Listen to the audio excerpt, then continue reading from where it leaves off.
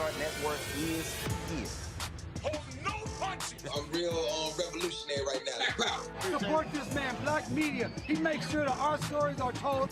Thank you for being the voice of Black America, Roland. Stay black. I love y'all. All momentum we have now, we have to keep this going. The video looks phenomenal. See, this difference between Black Star Network and Black-owned media and something like CNN. You can't be Black-owned media and be scared. It's time to be smart. Bring your eyeballs home. You dig?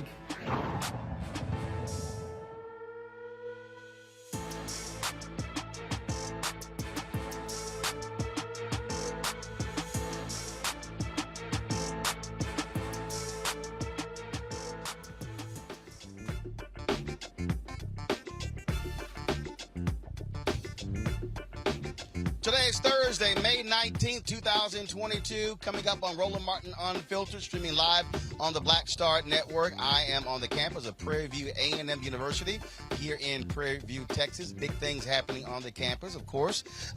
We heard about the announcement of the retirement of Ruth Simmons, the president. We'll talk with her chief of staff about what PV is doing. Of course, school is out, but what is the future of the second oldest public institution in the state of Texas? Last night, I was in Cedar Hill, Texas, moderating a town hall with Texas State Representative Jasmine Crockett, who is seeking to replace Congresswoman Eddie Bernice Johnson in Congress. I'll talk with Jane Hamilton, who is her opponent in the runoff for the vote on Tuesday.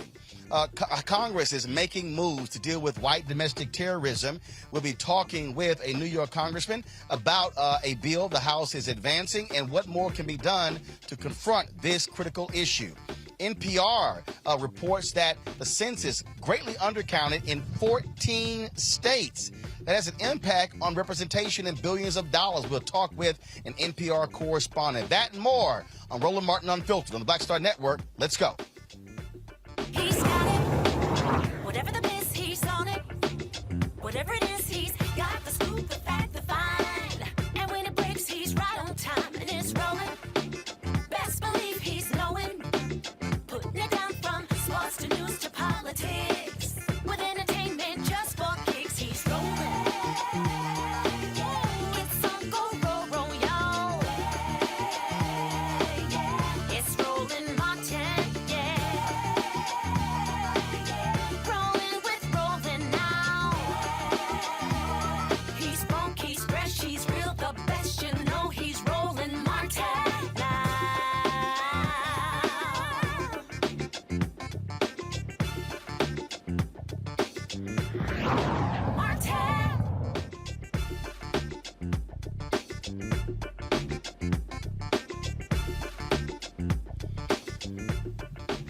It is a warm, breezy day on the campus of Prairie A M University where we are broadcasting live. Certainly glad to be here. Always great to be back home in Texas. Our focus still, though, is what's happening in Buffalo, where the white domestic terrorist has been indicted on first-degree murder charges. That took place today in Buffalo.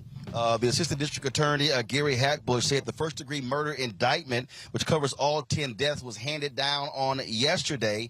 At his initial court appearance on Saturday, the killer, his court-appointed attorney, entered a plea of not guilty on his behalf. He is due back in court on June 9th. Now, while that was going on, Congress is moving forward to deal with domestic terrorism in this country. Also, they're talking about establishing domestic terror offices around the country. Joining us right now is New York Congressman Jamaal Bowman. Congressman, glad to have you on Roland Martin Unfiltered.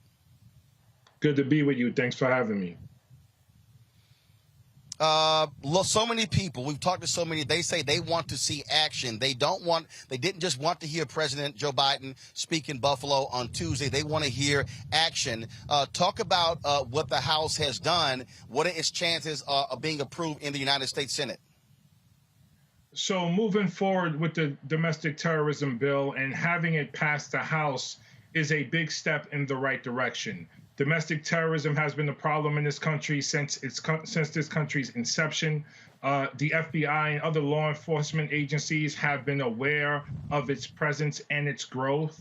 The FBI has even noted how domestic terrorism is growing in local law enforcement agencies. The problem is that there isn't enough coordinated effort to do a lot more about it, to recognize it, to stop it before it starts and to squash it out once and for all. So, you know, the Senate could be a place where not much gets done because we need a supermajority, which means even if we get all 50 Democrats, we need 10 Republicans, which is why people like myself and others have been pushing for the Senate to end the filibuster. So I'm hoping that Senate Majority Leader Chuck Schumer does what he has to do to get us to a place where we can end the filibuster. But as you know, Roland, people like Senator Manchin, people like Senator Sinema, they have their own way of doing things over there, and which is why Democrats continue to struggle and continue to not really lead in the way we need to lead. So the House passed this domestic terrorism bill. We have a resolution condemning white supremacy and the great replacement theory specifically. I want to talk a little bit more about that because we have to take a stand on what that is and acknowledge how it's radicalizing people across the country and around the world. Yesterday, I talked about that. You had senators like Senator John Cornyn of Texas. You had, of course, Senator Ron Johnson, the senator from Indiana, basically saying, okay, this is really, poo-pooing the idea of white supremacy. And for them, it is as if that's really out of sight, out of mind. Yeah, it's unbelievable to hear elected officials, particularly members of Congress, take that position. White supremacy has always been here. Let's, be very clear about that. But President Trump resurrected it in a way where now it's front and center at our doorstep, pretty much in every corner of the country. We also have to understand, this monster in Buffalo, or this monster from New York who drove to Buffalo, had a manifesto. And in his manifesto, he was crystal clear. He is motivated and has been motivated by the great replacement theory, nonsense and rhetoric. He believes that there's a Jewish conspiracy to have blacks and immigrants, particularly Latino immigrants, replace the white race. And he wanted to do something about it. And he was inspired by Dylan Roof. He was also inspired by the Christchurch shooter who committed that massacre several years ago. So this is a real thing. And it's being peddled by members of Congress. It's being peddled by Tucker Carlson. We just had an insurrection led by white nationalists on January 6, 2021. So we're living through something that's right in front of our faces. Now, if my colleagues in Congress don't want to acknowledge it, fine. But the majority of us better acknowledge it, because for those who are Republican who believe they care about democracy, this is the #1 threat to democracy right here. So they better step up and get on board. And for our resolution, we are engaging Republicans to say, look, this is on you as much as it's on us.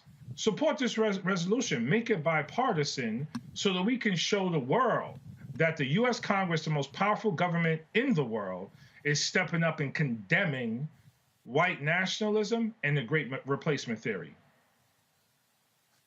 No, and again, what it does is it puts them on record. Congressman Jamaal Bowman, we're going to have you back, because I definitely want to talk about what's happening in New York State with the decimation of black congressional districts, but we'll certainly do that next week. Thank you, sir. Good to see you. I appreciate it. Thanks a bunch. My panel, folks, is Dr. Larry Walker. He's assistant professor, University of Central Florida. Reese Colbert, founder of Black Women Views. And, of course, Dr. Greg Carr, Department of Afro-American Studies at Howard University. Glad to have all three of you here. That particular point that he just made there, Reese, forcing these Republicans to be on the record when it comes to this white supremacy resolution, that is important. Folks need to know exactly where they stand because, as we keep saying, we know that that's their constituency. That's their voters. And so this resolution is important, as well as this particular bill to confront white domestic terrorism in this country. Trust me, if this was a Muslim shooter, these white Republicans would be reacting a hell of a lot differently. Absolutely. That's what they do. See, the difference is that Republicans turn an isolated incident into an indictment on the entire race, on an entire religion, on an entire community of people. And what Democrats need to do is they need to be as disciplined and as relentless at sounding the alarm about this white domestic terrorism. Janet Napolitano, back in the Obama administration, actually warned about white domestic extremism being the biggest threat to this United States. And she was raked over the coals and even demanded to resign by Republicans. So Republicans have been pretending to have their head in the sand for many years on this, but the reality is that they are ginning it up because it results in political capital for them. It results in them continuing to win elections. And so I think that the Democratic Party needs to be more forceful. These votes are good, but they're not necessarily as effective if nobody hears about it except for those of us talking about it on this show or on Black media. And so they need to get loud. They need to be relentless. They need to be not scared. Don't be scared of offending a couple of white soccer moms that you think you're going to win over from the Republican Party. You need to really be out there because a lot of Black people are looking to see what the response is, and just simply spewing these platitudes is not going to be enough. So I'm encouraged by some of the some of the legislation. I have my thoughts on what I think is really necessary at this time. I think we need to move beyond slogans and move beyond branding, and we need to actually be moving on to policy prescriptions. But this is a good start. Larry, one of the things that other day, Donnie Deutsch was on Morning Joe, and he was talking about how Democrats should be hitting Republicans on this, calling them racist. Now, the issue is not sitting here calling folks racist. They've already accepted that. The thing is showing how their policies are having a direct impact that also is race-driven. This is a perfect example. If they are unwilling to stand up for a resolution condemning white supremacy, then that's what people need to know and understand. And so this is why this matters. We saw them complaining about baby formula. And then all of a sudden, when there was a vote to add $28 million to deal with that, 182 Republicans voted against it. Again, force people to be on the record with their votes as opposed to running their mouths on Fox News. Yeah, listen, and Roland, we have all the proof we need. The Congressman talked about, FBI Director Ray talked about this last year in terms of when he was on the Hill. We have a Homeland Security study that talked about white domestic terrorism is the domestic threat in the United States. And you're right, we have to put people on the record. And Democrats need to be more forceful. They need to start talking about issues relating when someone in the Black community, one person in the Black community does something, there's always an indictment of the Black community. I don't hear any conversation about what's happening in this domestic terrorist's household. What's happening in this community, right? Let's talk about culture. What's going on in these communities in which people believe that they're being replaced and commit this kind of violence? So Democrats need to be going offensive on this issue. And listen, I'm tired of seeing Black people being killed by white domestic terrorists. And this can happen in any community, any state in the United States. And you're right. Democrats need to do in terms of their messaging and talking about this issue. Reese talked about it. You can't worry about losing 2 to 3 soccer moms because you're going to lose members of the Black community if they don't see it. Doesn't seem like Democrats are really taking this issue seriously. Black folks are tired of watching the television or watching your show and hearing these situations where Black people are being even killed or harassed. We're sick and tired of it. And it's time, like I said, Democrats, I'm glad that, in terms of the resolution, but we really need to, like I said, from now until November, figure out what the plan is in terms of messaging to make sure you're telling Black folks to go out to vote because we got to get these crazy people out of office. Well, bottom line for me, Greg, and again, it's identifiable policy. That's one thing, but it's also forcing folks' hand. Again, speeches is one thing, TV appearances is another, but when you have a recorded vote, then that shows exactly how people stand on that very issue. That's absolutely right, Roland. And it does my heart good to see you there on the campus of Prairie View on a beautiful day, man. Public HBCUs, that's what I'm talking about, man. But here we are on Malcolm X's birthday. And as he said, sometimes, when your house is burning, if these people, maybe they shouldn't have a house if their house is on fire. We don't have to accept the terms that we have come to accept. And you hit it right on the head. And Larry said it, and like Reese said, we have to push policy, and we need to stop trying to talk to people who have made it clear that reason doesn't matter, that logic doesn't matter. They are in an all-out war for power. That is all this is about. Let's be very clear. That resolution that Brother Jamaal just put out, talked about putting out, Thomas Massie is going to vote against it. He was the only vote against the anti-Semitism resolution. Thomas Massie of Kentucky is going to vote against it. That clown out of Georgia, Marjorie Taylor Greene, is going to vote against it. Why? Because their base requires it. What is needed now by the Democratic Party is a show of force to expand the electorate on a day where the Kansas Supreme Court accepted the extreme gerrymandered districts of the supermajority white nationalists in Kansas legislature, thereby excluding probably the last Democrat in Kansas in the congressional delegation, which is the Kansas City metropolitan area, Kansas City, Kansas included. They are playing for keeps. There is no amount of logic, no amount of demonstration of facts that's going to stop these white nationalists. In fact, what we see in New York, as the governor of New York, who is a Buffalo area resident, as Governor Hochul is up there, you've got a so-called centrist Democrat saying, well, we should bring back the death penalty. Andrew Giuliani, that clown, the mayor of New York, former mayor of New York, son, saying we should bring back the death penalty. And a colleague, finally, of Congressman Bowman, Lee Zeldin, who's running for governor of New York, saying we should bring back the death penalty. They're going to make hay out of this slaughter. They could give a damn about us. And until we understand that the only way we're going to make some progress is not to give a damn about them, we're going to continue to think that this is about logic instead of power. All right, folks, got to a short break. We come back. We're going to talk with Jane Hamilton, who is in the runoff with Texas State Rep Jasmine Crockett for the 30th Congressional District in Dallas. Early voting actually ends today. The election is on Tuesday. We'll talk to her when we come back on Roland Martin Unfiltered, broadcasting live from the campus of Prairie A M University right here on the Black Star Network.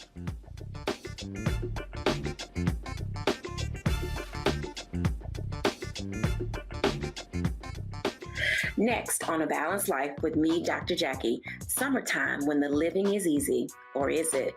Summer vacations, class reunions, kids in summer camp, all fun, but stressful. You need to get into a summer mindset and have a plan. Oh yes, our panel gives us their favorite summer planning hacks. On a next A Balanced Life with Dr. Jackie here at Black Star Network.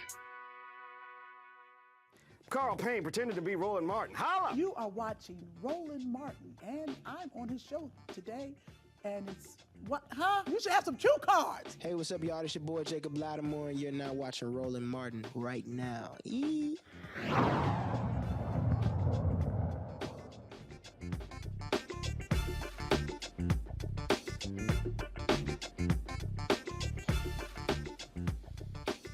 All right, folks, we're here on the campus of Prairie A M University. Of course, the spring session is out. Summer school, of course, be starting soon, and they are doing all they can. You see, that's their COVID testing site literally right behind us, and so right in front of the student center. So it's all about keeping students, faculty safe. We are here in Texas. Yesterday, we were in Cedar Hill, Texas. I was moderating a town hall with Texas State Representative Jasmine Crockett, who is running to replace Congresswoman Bernice Johnson in Congress. The runoff is on Tuesday. She's running against Jane Hope Hamilton, who joins us right now. She has been involved in Democratic politics for a very long time. Worked with Congressman Mark Vesey as well. Glad to have you on the show. Jane, first and foremost, when we talk about the issues that people care about, I asked the folks there last night, the people who are attending there. Of course, I'm a constituent as well. I'm a registered voter there with a home there. People are still talking about income, obviously the economy, but also housing as two of the biggest issues they want to see members of Congress address. What is your plan to deal with the economy, but also to deal with housing if elected? Well, first of all, we are, number one, thank you for having me here with you today, for taking out the time to talk to me about this very important election. This seat has been served by Congresswoman Eddie Bernice Johnson now for 30 years. She announced her retirement, and we are in the runoff right now. You can also vote early tomorrow until 7 p.m., today until 7 p.m., and election day is next Tuesday. You are absolutely right. Right now, we are hurting. Constituents in CD30 are dealing with inflation. We are dealing with lack of opportunities right now, and we are dealing with a housing crisis, and we're dealing with a healthcare crisis. So when we talk about housing, we really have to look at increasing housing stock. That is just truly important. We have people moving in at a rate that is unbelievable from New York, from California, from all of these various places, and we just don't have enough housing, and we definitely do not have enough affordable housing. So we definitely have to look at increasing the housing stock immediately. I do know that there's discussions about that. There are plans about that on the city level, and we need to continue to push for that. In terms of jobs in the economy, Texas, and especially this area, we haven't necessarily had a lack of jobs. The issue that we have, especially in Congressional District 30, is that we have a lack of good paying jobs, right? So we have a lot of people who are raising children. I have a 7-year-old and a 3-year-old. And, you know, the jobs that are out here, they aren't paying what's needed. They are not considering inflation, high gas prices, high groceries, everything is going up, and the pay is not keeping up with what we need to live on. And so that has been the issue. People are choosing and making real life choices. Do I go to work or do I stay home and watch my child because childcare is too high? And that's what we're dealing with here on the ground. And so we have to make sure that we are working with businesses as well as working with elected officials to use our leverage to push on these companies to raise what they are paying. They do not have to wait for a bill from Congress, okay, to raise the rate that they are paying their workers. And so we're going to continue to push on that. But we also need to make sure that we are bringing jobs into Congressional District 30. I want to be on the front lines with Biden on the fight to bring back manufacturing jobs to the United States. 74% of computer chips are made in East Asia.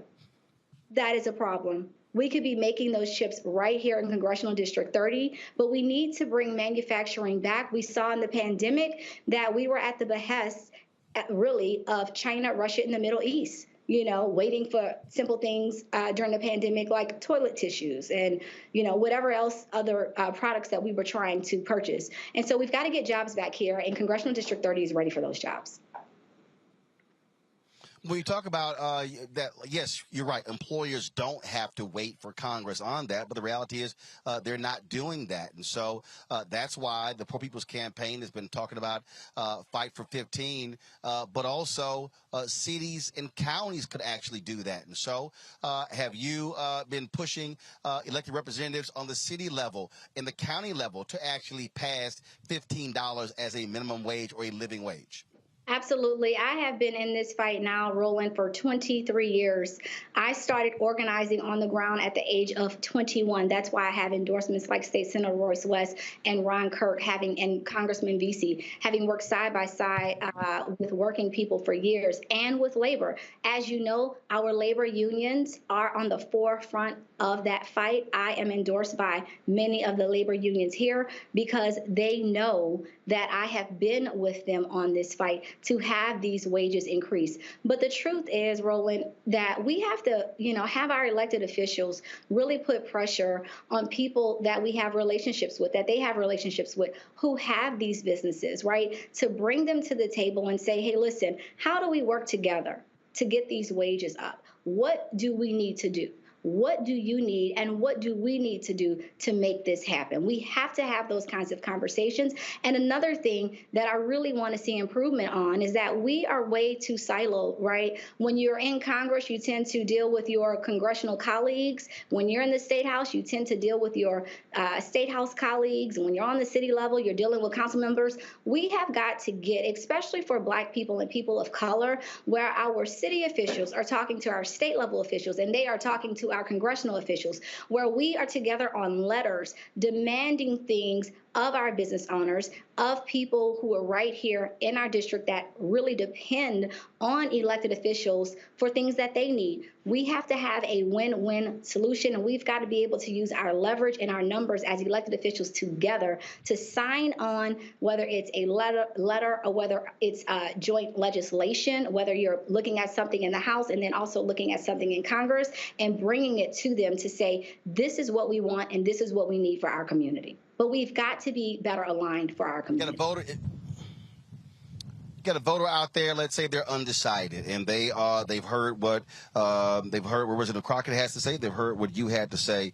What would you say is the one thing that you would say that stands out between the two of you, that person you want them to pick you? What is that one thing? Since you're making me choose one thing, I'm going to say it's experience. You know, I'm not going in, I'd say as a typical freshman, right? I'm going in with over 10 years of experience in Congress. That is meaningful. Why? I worked on the U.S. House Rules Committee. No, when you say in Congress, right, when you say in Congress terms, you've worked in Congress, not served in Congress. You've worked. I've worked in Congress at the U.S. Rules Committee. That's the last, well, I say serve because I'm a public servant. I might not have a title, and that's we have to get beyond that, right? When you've been in something for 23 years and you've taken the financial sacrifices, frankly, that I have and my family has, I'm a public servant. So I just want to clear that up. So I have definitely served the public, but yes, I have worked for Congressman Martin Frost on the U.S. House Rules Committee. That's the last stop before any bill can get to the House floor.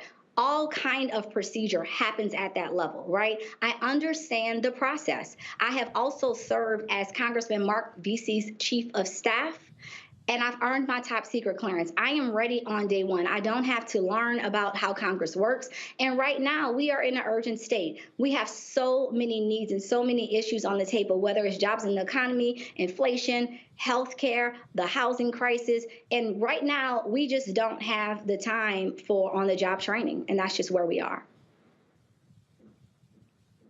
One of the things that we also talk about, issues that are coming up, that are specific to the district, also has to do, we talked about, of course, economics, we talked about housing, but what also is the changing nature of the district as well. Voter suppression in terms of what is happening, the gerrymandering that is going on. And so when it comes to the role that you will play when it comes to that particular issue, Voting Rights Act, those issues, lay out what you can do to get folks to get this over the hump in order to deal with the voter suppression that Republicans have been dealing with. And, of course, we certainly saw it in the Texas legislature. We've seen it in Georgia and Florida and other places as well. Yes, thank you for that. This is another area in where there are clear lines of delineation between myself and my opponent, Crockett. Number one, this is rhetoric versus results. In terms of my results, I can speak to exactly what I have done. In 2011, I sued the governor of Texas and Greg Abbott against the redistricting discriminatory bill that was passed out of the House, and I sued him against a discriminatory voter photo ID law. You may remember that. And guess what? We were told that there was no way that we could win in that lawsuit in the state of Texas, but we did win. We won on both instances. We beat Greg Abbott and the governor of Texas, and we beat those horrible bills back. But we were able to win that because at the time, we still had Section 4 and Section 5 of the Voting Rights. So when we are hearing and we're talking about restoration of the Voting Rights Act, that's what we're talking about. Once Section 4 and 5 was stripped, it was basically gutted. And it left people in Texas, in states like Texas that have a history of discrimination, it left us unprotected. It left us without preclearance. Once a state like Texas that has a history of voter suppression is able to pass anything that they want out of the state legislature, we see what happens. We have the worst voter suppression bill that we have seen ever in the state of Texas. And that's why it is so unfortunate that my opponent did not go back once quorum was restored to actually vote against the bill. Our jobs as elected officials are, and people vote us in office, to act, to vote, to be their voice. And that is what we are, running for. And in Congress, I have experience with voting rights as well, because as the chief of staff to Congressman Mark Vesey, I led the formation of the Voting Rights Caucus. The Voting Rights Caucus is very important. The members who are on the front lines of the voting rights fight today, like Terry Sewell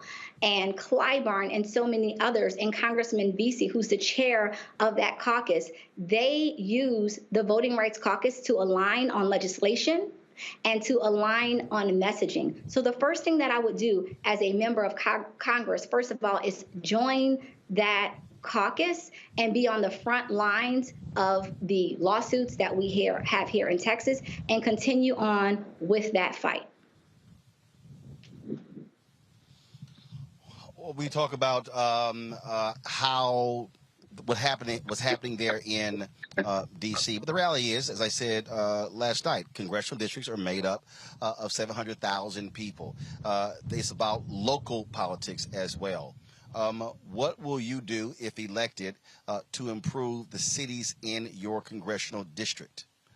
It's called, they all talk about bringing home the bacon. That's really what people send folks to Congress to do, not just focus on national or international issues, focus on local issues.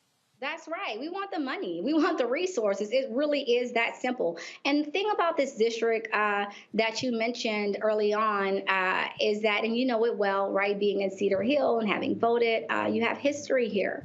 And what we're seeing in Congressional District 30 is it has been one of the most packed African-American districts in the nation. It still is. However, it is a little bit more diverse when we talk about socioeconomics, right? We've got uptown, we've got downtown, and we have, those are some of the more affluent areas along Turtle Creek. But we also have some of the poorest areas. And, when we talk about health insurance, the highest numbers of uninsured in this district. And we are in a district of the haves and have-nots. How do we bridge that gap?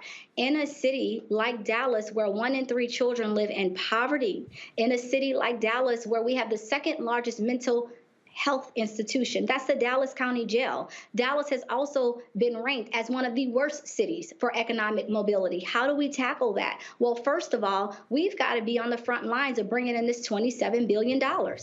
And in order to do that, you have to have relationships. I am a coalition builder. I'm not somebody that's going to throw bombs at people or, throw a rock and hide my hand. I am very transparent. I love to be at the table and negotiate to get things done. That's what we're going to need. Because in order to get that $27 billion, we're going to have to work with everybody. We're going to have to work with our Democratic colleagues as well as Republicans, especially business owners. And we have to work with our community. As Chief of Staff to Congressman Mark Vesey, I am, along with him, responsible for securing millions in federal grants. And let me tell you about the pressure of that. When you have the city of Dallas going after the same money as a nonprofit community organization group, you have to make that decision. And Roland, make no mistake about it, earmarks are back.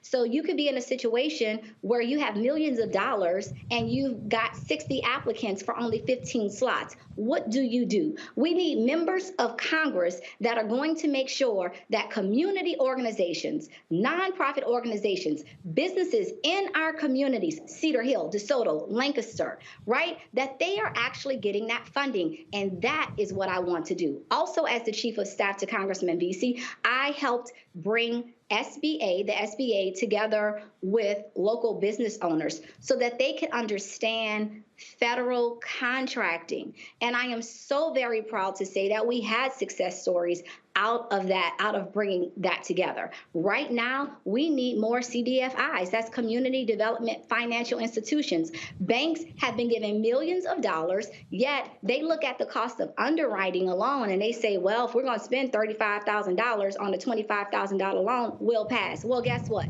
Now what we're doing is we're pushing them to have CDFI in our community that's going to work with people in our community so that we can follow the money. I am going to D.C. to follow the money, to fight for the money, and to bring the money home. Make no mistake about that.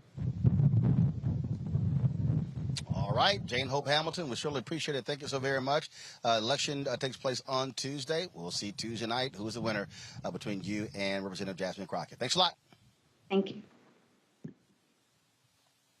Bring the panel here real quick. Larry, Reese, and Greg. I'll start with you, Greg. We look at these elections. We see the runoffs happening in Texas. We look at Summer Lee there in Pennsylvania. And I keep saying this, how every vote matters. Lee wins that race by 400 votes. And we still see them counting ballots on the Republican side, who can represent them for the United States Senate in Pennsylvania. And I get a kick out of folks who are always talking about, what they want. They want tangibles, but you kind of got to have somebody who's in position, which means you kind of got to vote for them. And so that also, what jumps out at me, people need to understand you can't get things if you don't put people in place who can provide you things, and those people can't get in place if you do not vote. That's right, Roland. There are real choices to be made. Now, do we need independent black politics? Absolutely. I am number one in the line for that. But right now, we are in a two-party system. And so in cases like, as you mentioned, in Pennsylvania, our brother Malcolm Kenyatta out of Philly, he lost the primary and immediately said, I'm going to go out here and campaign for the nominee. Why? You got to understand, there are two sides in this. There's the white nationalists and there's everybody else. Now, this case is intriguing. Listening to Sister Hamilton, she's a policy wonk. She has worked on the inside. Now, this isn't a matter of ideology. I mean, the same congressman she worked for also endorsed Shontel Brown against Nina Turner in Ohio. So this isn't an ideological split here. What you got is two sisters who are running for a safe seat. Now, what I find intriguing is that, there's a sense in watching yesterday, Sister Crockett, and, Eddie Bernice Johnson sitting there with her, there's almost a sense that they're trying to confer an incumbency on her. But what I heard tonight was very impressive. I don't think we lose one way or the other, but my question to her would have been, when you come in with 18% of the vote against somebody who had nearly 49% of the vote and has probably more of those elected officials in terms of the Congress behind her, how are you going to distinguish yourself when you've got Ron Kirk, you've got the current Dallas County Commissioner, you've got a number of other people behind you, but it's not at all clear to me how she can overcome that kind of weaponized, conferred in kind of insurgent stuff. And maybe Reese or Larry, you can walk me through it, because I'm not close enough to that process to understand how to distinguish between those two sisters at this point, at least in terms of who's going to turn out and vote. Well, but I'll be honest, Reese. It comes down to how do you get your people out. I'm gonna use the Summer Lee race as an example. The AIPAC PAC dropped $3.3 million against her, supporting her opponent, flooding the airwaves. What happened? She simply out hustled them on the ground. This is the thing that I keep saying when you look at these races. These Democratic strategists, largely white, they love talking about to spend money, flood the television markets with the money. But at the end of the day, voting is based upon who turns out. If you knock on enough doors, if you get your people out, you can defeat endorsements, you can defeat money, no matter whether you're in Texas or Pennsylvania or North Carolina. That should be the lesson for any Democrat or anybody talking about them losing in November. No, it's not guaranteed the Republicans will win. You gotta outwork them and out hustle them. You have to, but I want to add to it, you have to have credibility. And when you have credibility and when you have relationships, which is part of that out hustling, then all the money in the world is not going to undo the relationship that you've built and the rapport that you've built with your constituents or would-be constituents. And so I'm with you, Dr. Carr. I found Ms. Hope Hamilton very impressive. I think that her talk about, knowing the process, and she was talking in a wonky way, in a way that's not necessarily as compelling and grabbing. It's not a slogan. It's not an elevator pitch, but you do need somebody who knows, who has experience. But I think that this race also represents the best of what we have to offer, and and why we should be competing, even if it's against each other. I don't see a loss either way. I'm not familiar enough with either of their records to make a judgment on who's better, but I definitely think that, she has a lot of ground to make up.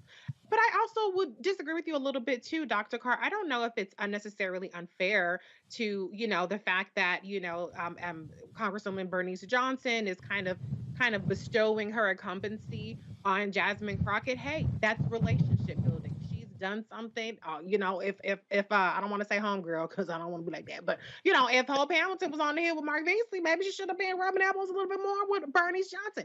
Politics is relationships. She has her endorsements. Jasmine, Representative Crockett, has hers, and it's on for the voters to decide. But I think it will come down to who's made the case directly to the people. When you have more resources, you can make the case to more people. When you have more surrogates, you can make the case to more people. But I'm with you. I find this very, very interesting. But I think that either way, the constituents will win. But I did detect some shade. I was curious what she meant there because, it was a little bit of shade she was throwing about, work with things. So I don't know some of the nuances, but, I know that some of these younger, the Bowmans, and I like Congressman Bowman, and I like, Cori Bush and all them, but some of them are a little bit more flamethrowers and a little bit, less, collaborative in terms of working across aisle, even within the caucus. So I don't know if that was that about, but I think that either way that the constituents of that district are going to win. Well, Larry, I'll tell you this here. You look at the Oregon race where you had an incumbent moderate Democrat who lost to a strong progressive. At the end of the day, nobody is guaranteed wins. And so I get a kick out of these folks who complain when they face opposition in primaries. Well, no one just hands you an office. You got to earn it. You got to run, and you got to go out there and get the votes to win. Yeah, so we remember the story of Congressman Crowley, right? Yeah, so you got to do the work. And you just highlighted what happened in Oregon, but in terms of progressive candidates, you can win, but you got to pound the pavement. As my former boss, Congressman Owens, used to talk about. And I want to kind of highlight a point that Reese and Dr. Carr made. I was very impressed by candidate Hamilton, what she had to say. So I'm a former congressional staffer, so I'm a policy wonk. So I enjoyed hearing her, talk about all the programs, the SBA, et cetera, that she was involved in. But what does that mean for the people in the community, right? So there's a way you talk to people like us, right? In terms of having this conversation using these acronyms, using a lot of acronyms, right? But what does that mean for the people in the community? So I'm hoping she's pounding the pavement. I also want to add, Roland, we talked about Congresswoman Eddie Bernice Johnson had a chance, working on the Hill, work with her office and wishing her best in retirement. But we also know, Roland, in terms of how these, Reese talked about relationships. Eddie Bernice Johnson, everyone, when they're retiring, you have your person or your people, right? That you kind of want to slide right in right after you leave office. This is how the game goes. We know this. And even when it comes to members of the CDC. But that's actually, if you saw the town hall last night, that's actually not what happened. They didn't actually have a long relationship. It was actually what she saw. And Johnson said last night she asked Crockett to run. So this wasn't one of those things where, again, what she said this wasn't like you had somebody who worked for them for 20 years and then when they retire, then your person runs. No, Johnson said she didn't even know her. She saw what she was doing, and Johnson said she went to her and asked her to run. I didn't even realize that until last night. But again, when I go back to you can have somebody who can pick you, they can anoint you, you still have to run. And so, look, you got early voting today, you got early voting tomorrow, you still got to hit out Sunday and Monday. And again, the lesson for people who are incumbents or people who they thought were going to win, who had all the money, keep me remember, Nina Turner had a whole lot of money, but it was the outside money in Cleveland that had an impact on that race as well. It still comes down to how do you persuade people to go to the polls. That's the most important thing. Folks, hold tight 1 second. We come back. We're going to talk about what's happening here at Prairie A M University. They're about to go to a transition with an incoming president, with Ruth Simmons retiring. We'll talk with her chief of staff about what's happening here at PV. We'll also talk with an NPR correspondent about how the census, 14 states severely undercounted. Who got screwed in that? And Nick Saban.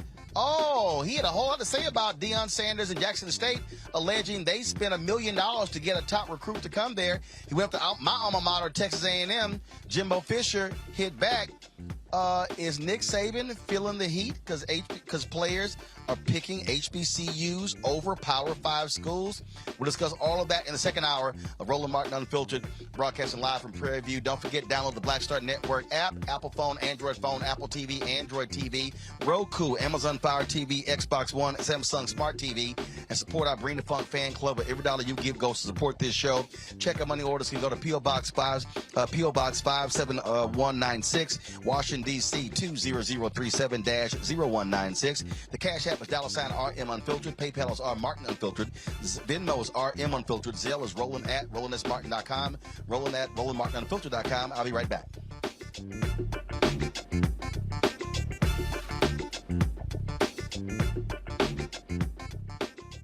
Why is it so hard to see Panther? What's the deal? I mean, if you go to Amazon, I think I tried. So I have a collection of That's a hard movie. They charge you $300 on Amazon. I was like, I'm not about to pay no $400 for a VHS copy. What's the deal? Man, it is interesting, Roland. It is the movie they don't want you to see. Power to the people. It's funny, I made New Jack City. You can get it anywhere. Posse, you can see it anywhere. But a movie that says that it is not an accident that we medicated the black communities right around the time when they were getting militant, when you had the Panthers starting to organize, the people starting to vote and march on Washington. We let these communities get medicated. In fact, that comes up in The Godfather, you know, where they say, as long as it stays in the black communities. So we asked the question, they tried to ask us questions. I asked them, the reporters when we did, I said, listen, why is it a 13-year-old boy in the hood can find a way to buy a gun, some liquor, or a church, or some crack, and yet you can't find them to arrest those people? You can't arrest that dealer. Why is that?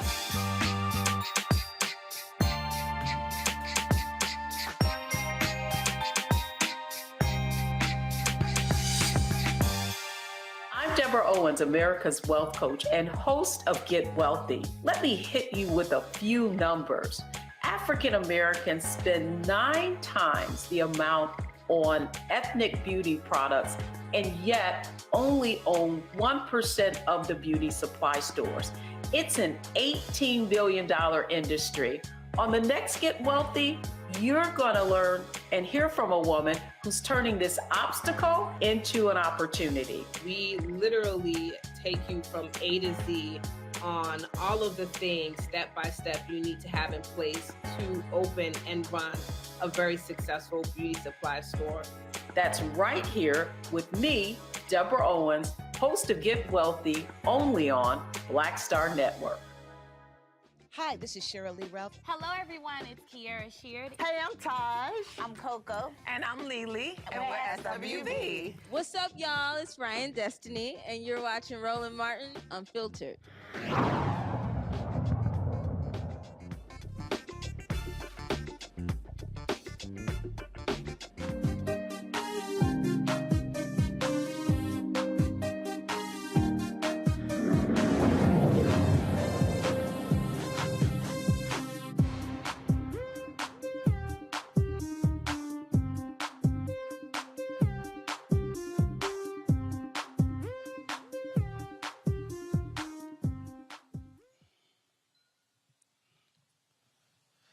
All right, folks, we're at the campus of Prairie A M University.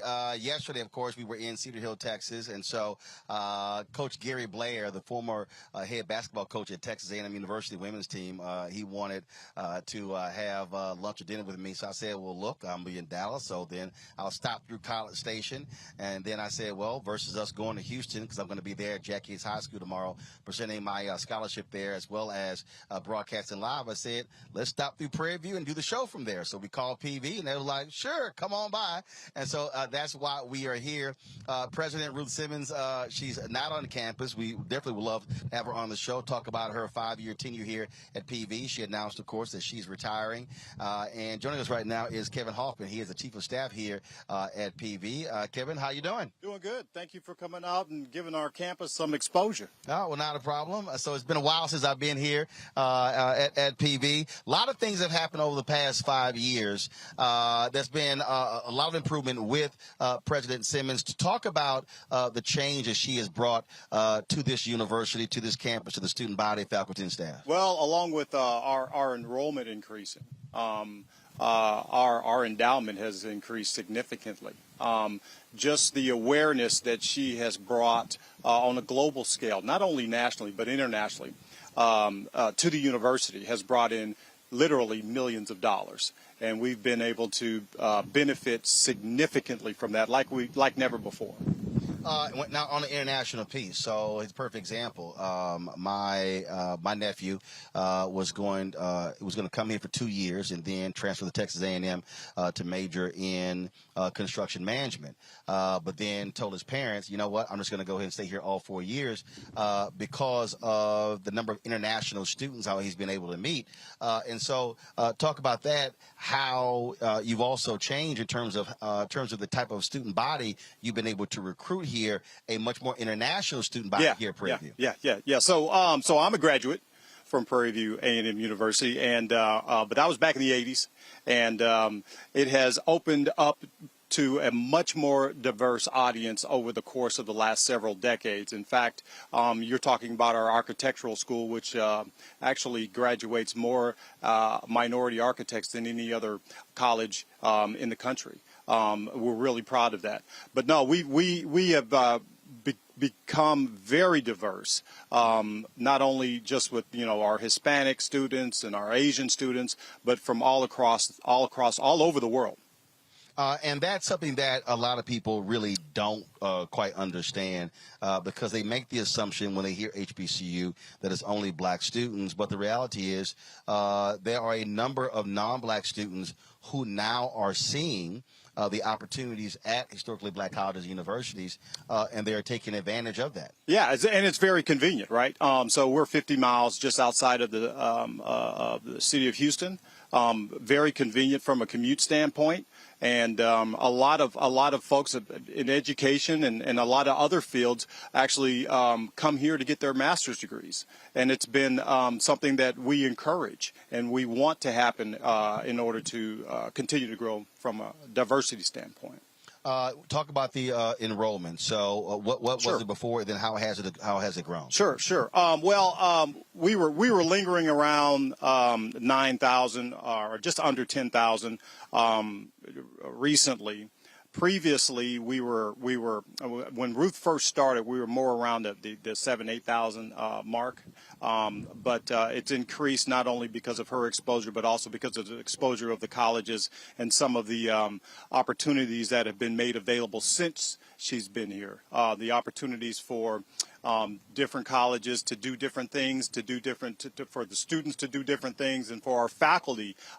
That's another great thing about Ruth, actually, is that a lot of high caliber faculty folks have followed her to the university. And this year, visiting professor Nikki Giovanni? That's right. Nikki Giovanni writing program, something we're really proud of. It is a product of the Mackenzie Scott donation that was made, $50 million, and we're real proud of that. We're expanding it out to high schools in the community, and it's something that is a vital part of the education process here at Prairie View. One of the things that we talk a lot about is alumni giving. And a lot of HBCUs have had this issue because on average around 5% or so. Have y'all seen an increase in that in terms of graduates of the university giving back to the institution? I can't tell you the specific numbers. I just don't know them. But I can tell you that the campaigns to approach them and to get them involved and get them acclimated and get them activated is very aggressive compared to before as an alumni speaking. I can tell you it's becoming a much more robust program within the university. And obviously, with her retiring, you're going to go through a whole search. That's part of the Texas A&M University Board of Regents. PV is underneath that. That's going to be a huge decision to replace someone with the pedigree of President Simmons. Yeah, they're going to be stepping in some trying to fill some very big shoes. She's going to be around, though. We're excited that she's not going to be. We're not going to be without her, and she's going to be working with the university and with the system. So we'll continue to be able to benefit from that, and we're looking forward to making sure that this process is a transparent process and that the community at whole is aware and involved. And for folks who don't know, obviously, we've been showing some of the video, but so much has actually changed because, and not just buildings on this campus, but also the expanded living opportunities in and around this area as well. And so this university actually drives economic development in this county. Absolutely. We drive a significant part of the economic component of Waller County, and play a vital role as far as employing is concerned, and many other things.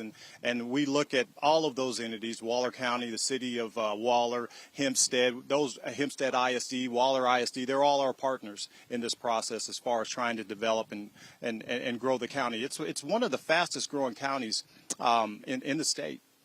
And, of course, folks may not realize the land this university sits on. Yeah.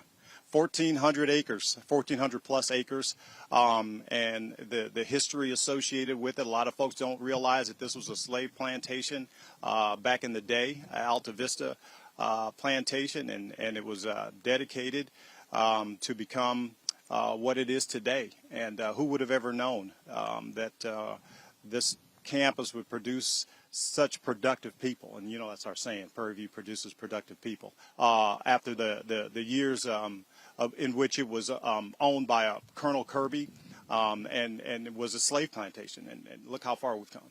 Absolutely. Yeah. The only mistake, y'all chose those purple and gold colors. That's the only problem. See, if y'all had chose Gramblin's black and gold, I would have a whole different reaction. So I'm just saying.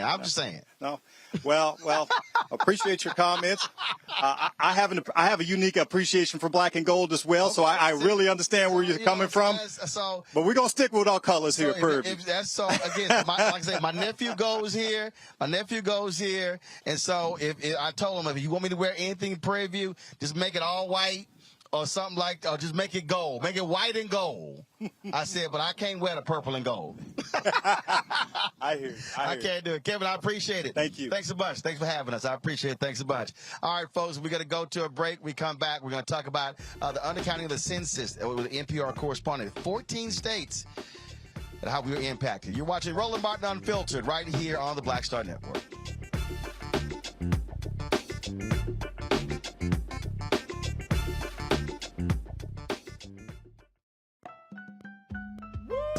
We're all impacted by the culture, whether we know it or not. From politics to music and entertainment, it's a huge part of our lives, and we're going to talk about it every day right here on The Culture with me, Faraji Muhammad, only on the Black Star Network.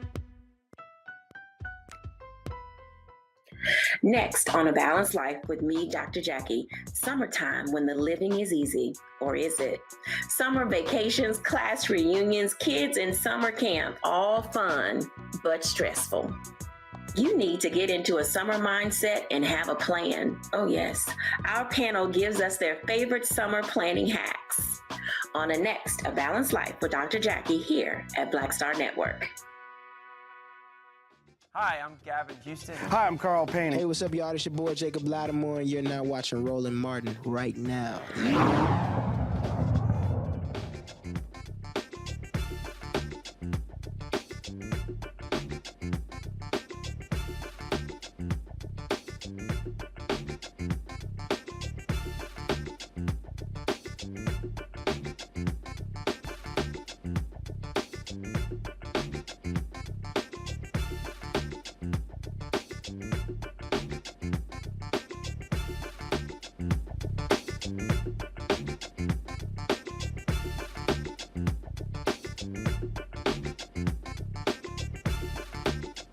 Folks, we are here in the campus of Prairie A M University.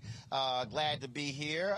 It's an absolutely gorgeous day. Y'all already know my golf clubs are sitting over there, so I'm like, I could have easily got a guest host today because this is a perfect time to be playing some golf. But no, we're glad to be here with all of y'all. Let's talk about the census. We told you in 2020 how critically important the census was in the census count. We had to almost cuss those folks out to get them to spend some money with black-owned media.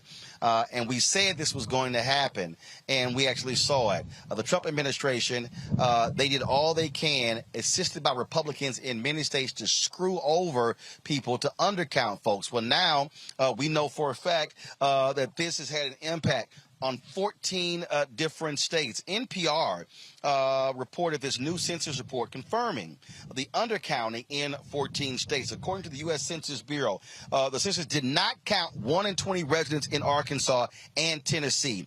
4 other U.S. states had significant undercounts of their populations. That leads to a change in federal funding for more than a decade. In Florida and Texas, undercounts cost them congressional seats. Even though Texas added 2 congressional seats, they actually could have had more. Residents in 8 states were overcounted. In Minnesota and Rhode Island, overcounts saved them from losing seats. In the remaining 36 states, the overcounts and undercounts were not that significant.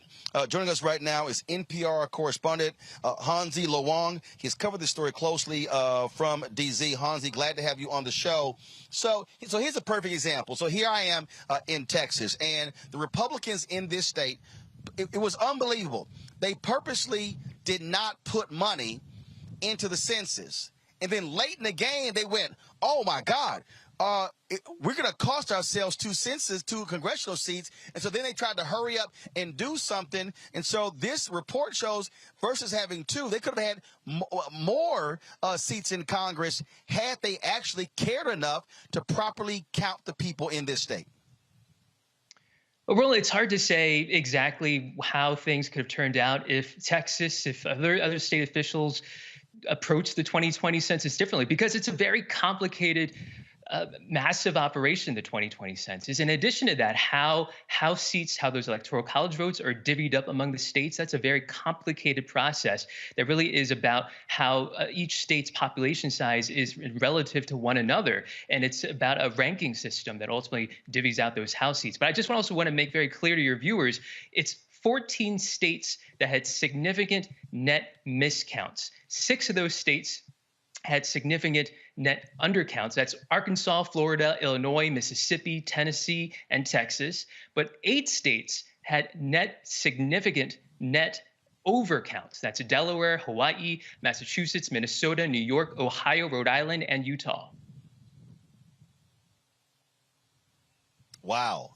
And again, what happens is with administrations, they view the census differently. You had Republicans who put a citizenship question on there, had to get sued, went all the way all the way up to the federal courts. We know they actually lied about this very issue, and so this is when even the census. You would think the census isn't political, but you literally had efforts by Republicans who did not want to count everyone, and because they were sitting here trying to minimize even those folks who are undocumented workers, illegal immigrants in the country. Well, I think it's important to remember, given all that controversy over that now blocked citizenship question, there was no citizenship question on the 2020 census, something that actually a lot of people didn't end up realizing because there was just so much focus about it in the run-up to the 2020 census, and that could have possibly discouraged some households, particularly households with immigrants, from participating in the 2020 census. Census Bureau research showed that adding a question about U.S. citizenship status could have likely discouraged a lot of Latino households, Asian American households from participating, and it's a big question about all the different controversies because of the Trump administration's interference with the census. Let's not also forget that during the census in 2020, counting that was delayed in a lot of communities, that door-knocking effort that's so important to getting communities of color counted, that effort was ultimately cut short by the Trump administration. And so the amount of time that the census had was was cut short, was shortened. And so there was a huge risk that people of color, renters, rural residents would be undercounted. Questions from my panel. I'll start with you, Reese. Thank you for writing your article. I noticed that they haven't yet released national data on this, but it was very interesting that, and we can tell by the states that you noted were miscounted in terms of overcounted and undercounted, that the racial demographics likely played a factor because the whiter states were overcounted and the states that have a significant, Latino and Black population were undercounted. Do you plan to do a follow-up once that, or how did you get this information, and how can you shed some more light on that aspect of it? Well, all these results are from a follow-up survey that the Census Bureau conducts. It's known as a post-enumeration survey. And the Bureau has been releasing over the past few months different sets of results. And actually, there are results showing the national level differential undercounts and overcounts based on race ethnicity. We found out a few months ago that Latinos, nationally speaking, they were undercounted more than 3 times the rate of a decade earlier. And Native Americans living on reservations and Black people also had really high undercounts at the national level. And again, at the national level, white people who do not identify as Hispanic were overcounted, almost double the rate as compared to 2010. And Asian Americans were also overcounted. But, a lot of census stakeholders, local and state officials, have very similar questions to what you just posed, which is, we understand what it looks like at the national picture, the national level, but what does it look like at the state level? What does it look like at the county level? What does it look like in my city, in my town, the racial and ethnic breakdown? Because historically, we know that census participation, the quality of the count, differs from neighborhood to neighborhood, and it differs from demographic group to demographic group. The census does not count every person equally because of all of these different barriers to getting groups counted and getting them counted well. But we don't have that information. The Census Bureau's, that follow-up survey, was not designed to get detailed metrics below the state level. Larry. Yeah, so thanks for your article. I want to talk a little bit about, you got into this undercount and overcounting. Talk a little about, because the census they're preparing obviously for the next census, right? They start right away. Talk a little about some of the methods, the sampling they use. I know that's a big issue, right? Historically and now, in terms of the methods they use in terms of counting folks, statistical analysis. So talk a little bit about some of the methods that maybe the census is talking about utilizing to maybe capture some people that they keep missing. And Roland talked about some of the things in terms of what's happening with Trump administration and Republicans in terms of the interference. But in terms from like a statistical perspective, what are some of the new and improved methods the census is talking about utilizing? I think one thing to get off right off the bat is the Supreme Court ruled in 1999 that statistical sampling cannot be used in those census results, those state population counts that are used to divvy up House seats and electoral college votes. So no statistical sampling is allowed there. That would be against the Supreme Court ruling. But the Census Bureau does use statistical techniques when they ultimately, they know there's a household that exists, but that household did not fill out a form themselves. And when the door knocker came by, didn't answer the door or didn't give full information, or they had to rely on maybe the landlord or a neighbor to kind of fill in the gaps. And then ultimately, they may have a lot of gaps to fill at the very end after all those efforts are kind of exhausted. And the Census Bureau then relies on a statistical technique known as imputation. And that's something that basically they take their best educated guess and look at the surrounding area and try to fill in the blanks in terms of the number of people in a household and also sometimes their demographic characteristics. And that's a technique that tends to overrepresent the population identifies as white and not Hispanic and underrepresent people of color.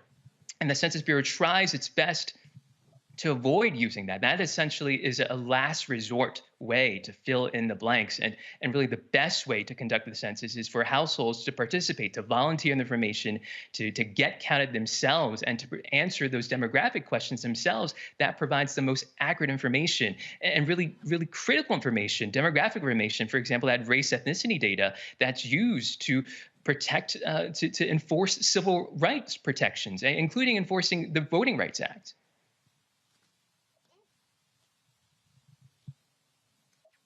Greg. Thank you, Roland, and thank you, Mr. Wang, for this very informative kind of walkthrough. As you said, we know that this post-enumeration survey won't affect House seats or anything this cycle, and as Dr. Walker just said, it's going to really be used to help shape the 2030 census. I'm curious, and this kind of follows up with what Reese was asking you. Some of your thoughts on other ways that census data can be used at the state and local level. I'm thinking about a place like, for example, Forsyth County, Georgia, which was notoriously racist for much of its existence, but now is over a third non-white, mostly Asian, with Latinx coming in as well.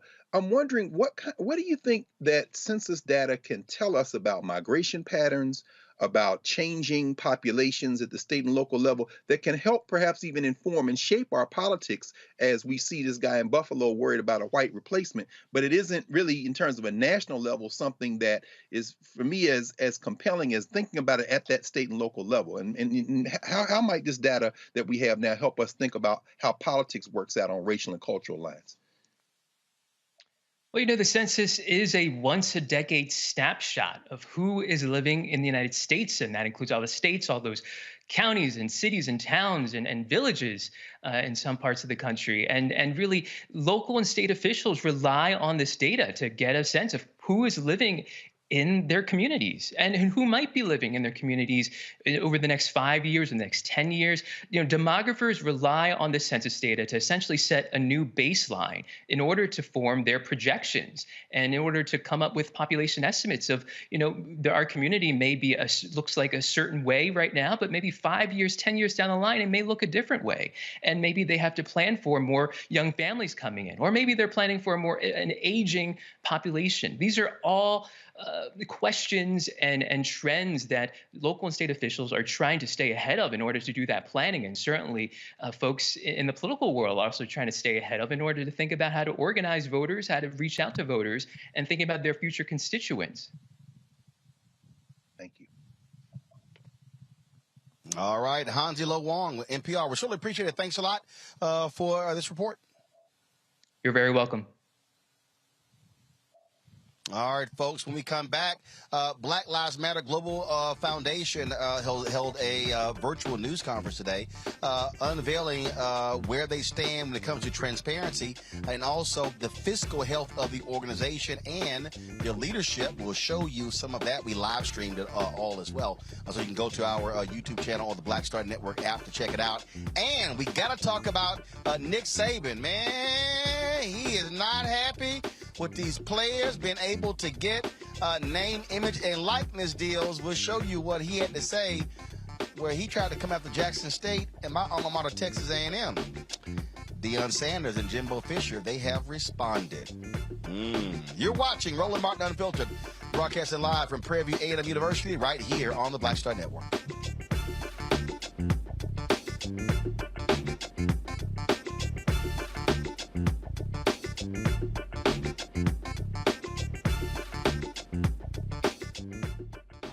Welcome you to the launch of the Mass Poor People's Low Wage Assembly and Moral March on Washington, D.C., June 18, 2022. We are a new, unsettling force, and we are powerful. New, unsettling force, and we are here. We're rising up to demonstrate the compelling power that we, poor and low-income people, have to reconstruct society from the bottom up. And we need to do it with the loudest voices possible, the biggest actions possible. Because we know that there is no scarcity in this land. The only scarcity is the moral will to do what's right. Hold on, just a little while longer. We are those with sub-minimum wage jobs who can't afford sky-high rent. People with disabilities are the fastest growing minority group.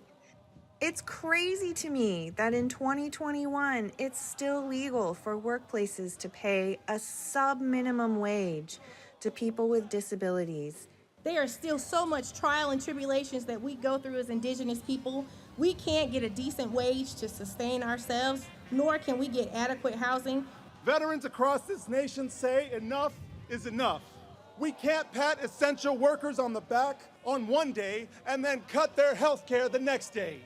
Health is a political choice. What more do I need to do to prove that my voice is just as valuable as anyone else's? there are still forces in denial that would try to slow walk our transition to a clean economy and a just future for us all. We have an immoral system run by immoral people. But together we walk and we fight. It's time for a change. Reconstruyamos esta gran nación. See, we are people of resilience. As we fight these interlocking injustices together, when we work together, mobilize together, and rise together, we become a voice for the voiceless, and we become an agent of change in a time where great change is needed. We need the third Reconstruction to ensure that deaf people, people with disabilities, and all people can have the right to live and to thrive. We know what they are doing, but the question is, what are we going to do?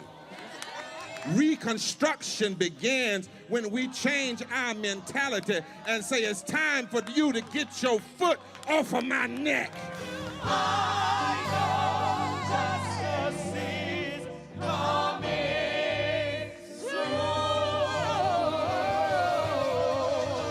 Hey, do you believe that I'm today? Hi, I'm LD Barge. Hey, yo, Peace World, what's going on? It's the Love King of R&B, Raheem Devon, and you're watching Roland Martin, Unfiltered.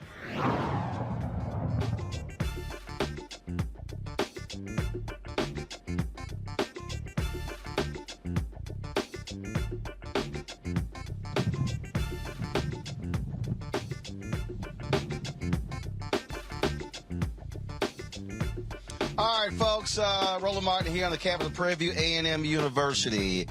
Earlier today, the Black Lives Matter Global Network Foundation Board of Directors held a virtual news conference where they talked about the 990 forms they filed with the IRS showing how they spent funds, how they've been able to who they support, and also talking about the transparency and how they are now transitioning the organization from the leadership of one of the three founders of the Black Lives Matter hashtag, Patrisse Cullors, to a different board. And so they held three of the board members held this virtual news conference with Black media.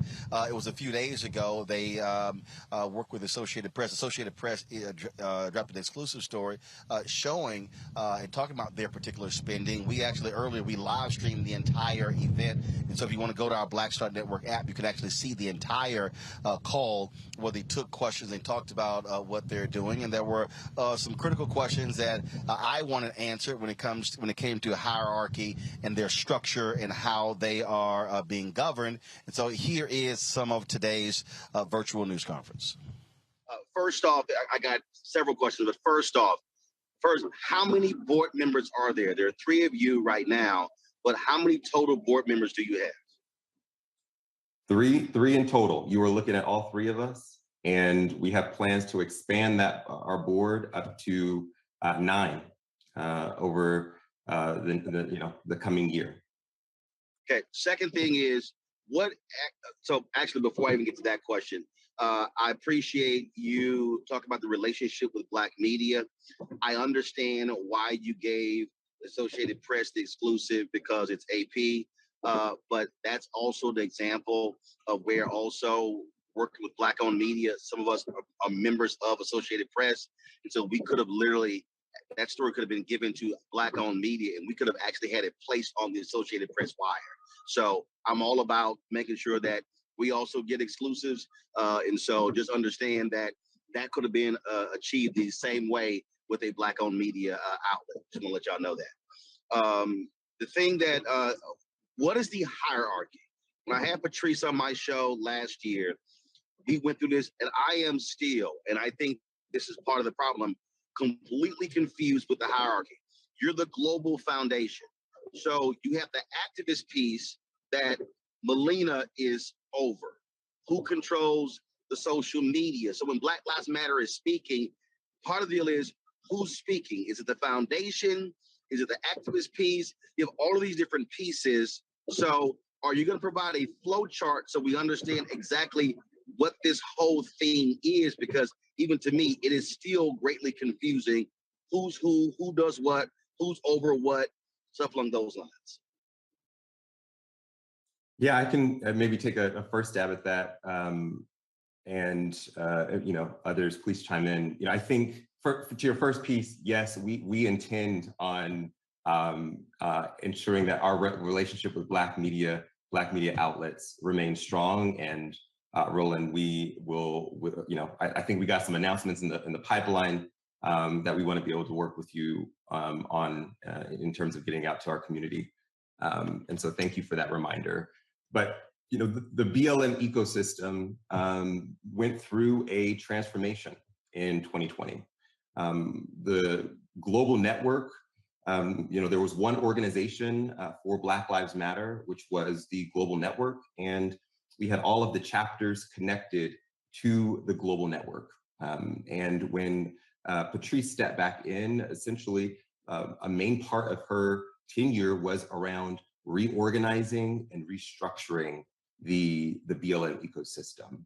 And how that happened was the foundation, of course, understanding that we need to be able to resource the front lines and build Black power and ensure that we are disrupting philanthropy for Black people. The foundation has turned into that as mentioned, the largest abolitionist philanthropic foundation organization that has ever existed in the nation's history. Our sibling organization, BLM Grassroots, was formed, and that was really at the request of the BLM chapters, having autonomy and over their own resources and budgets in order to do that. The work on the front lines was really important.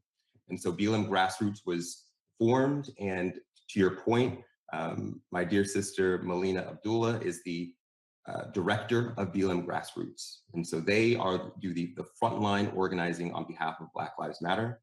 And then separately, Black Lives Matter PAC was formed, in which we thought about what it means to build Black power in the halls of Congress and across state houses and local municipalities around the country.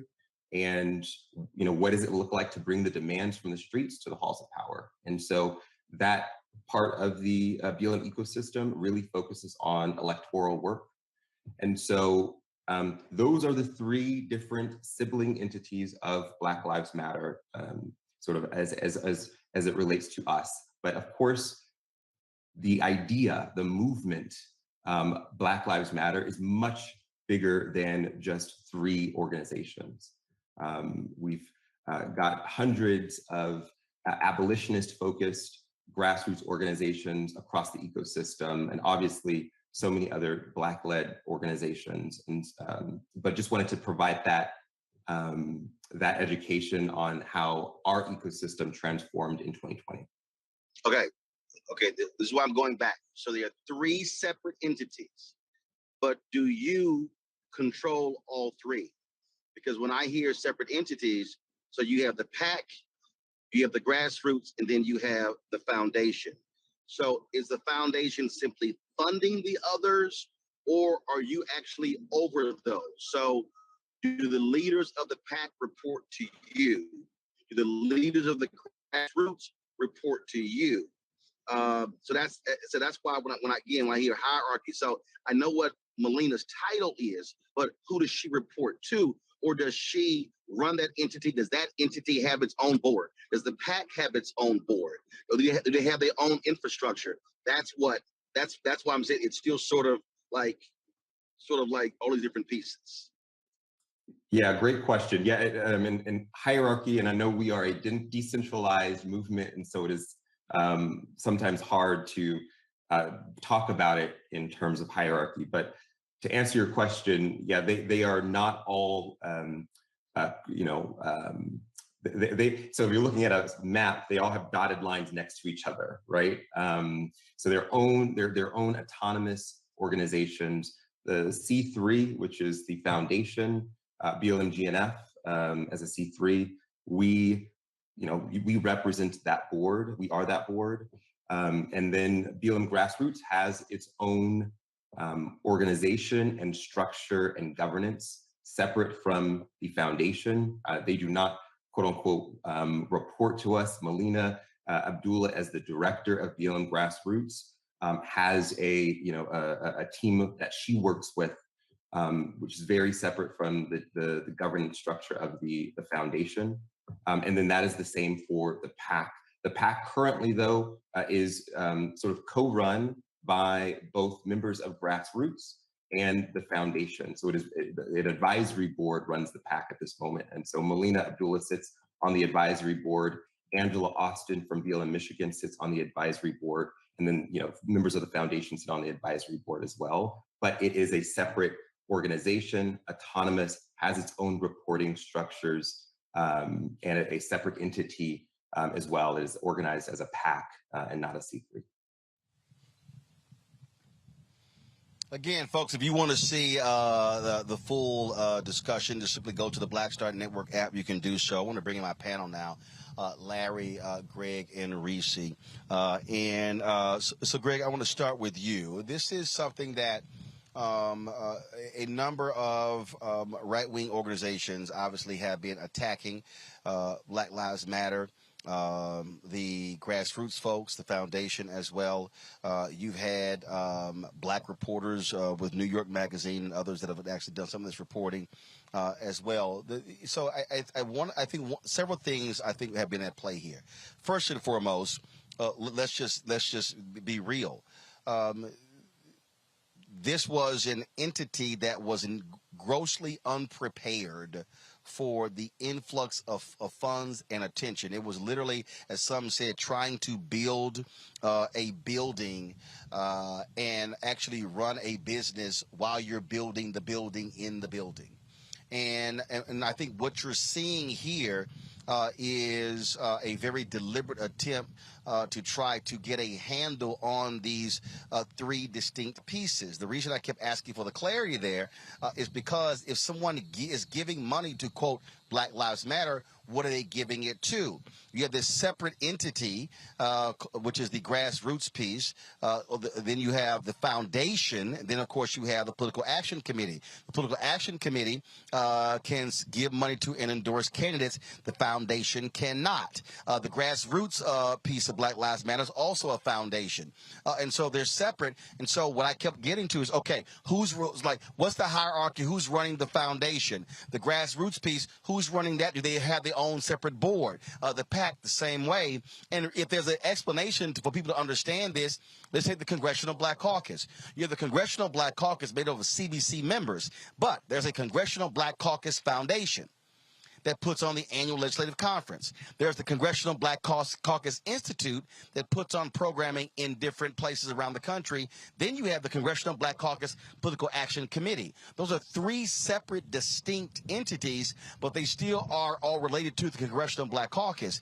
That is what I think is happening with BLM here.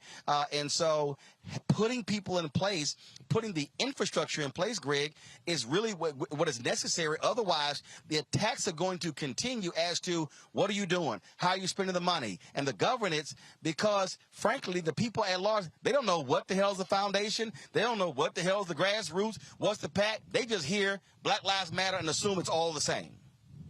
Absolutely. Well, you answered the question, Roland. You asked them by what you just said. People are given to a movement.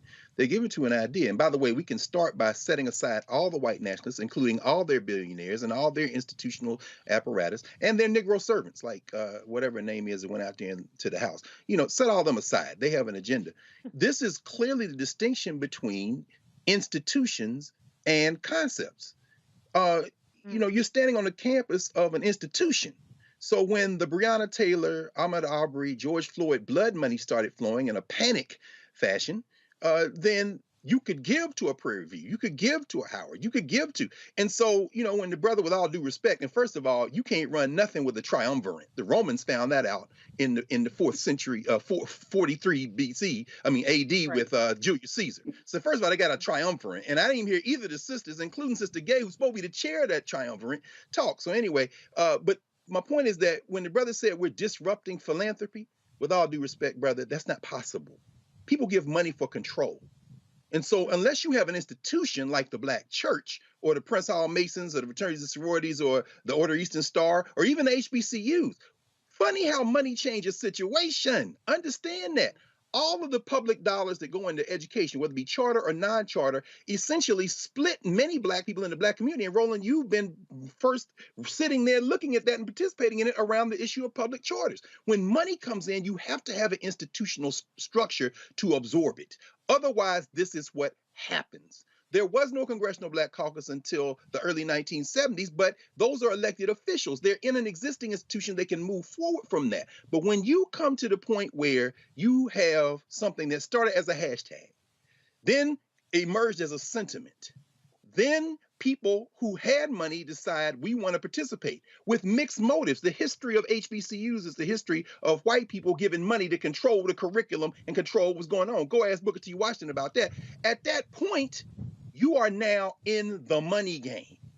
And so the answer to the question you raised, Roland, you answered it before the brother even said a word, because you're basically saying you're trying to build an institution around a concept. That's not how it works. And these people who are giving money, oh, they got an agenda. Trust, you can't disrupt philanthropy, brother. You probably need to go and study that a little bit. Philanthropy is all about control. And right now, it's the tail wagging the dog.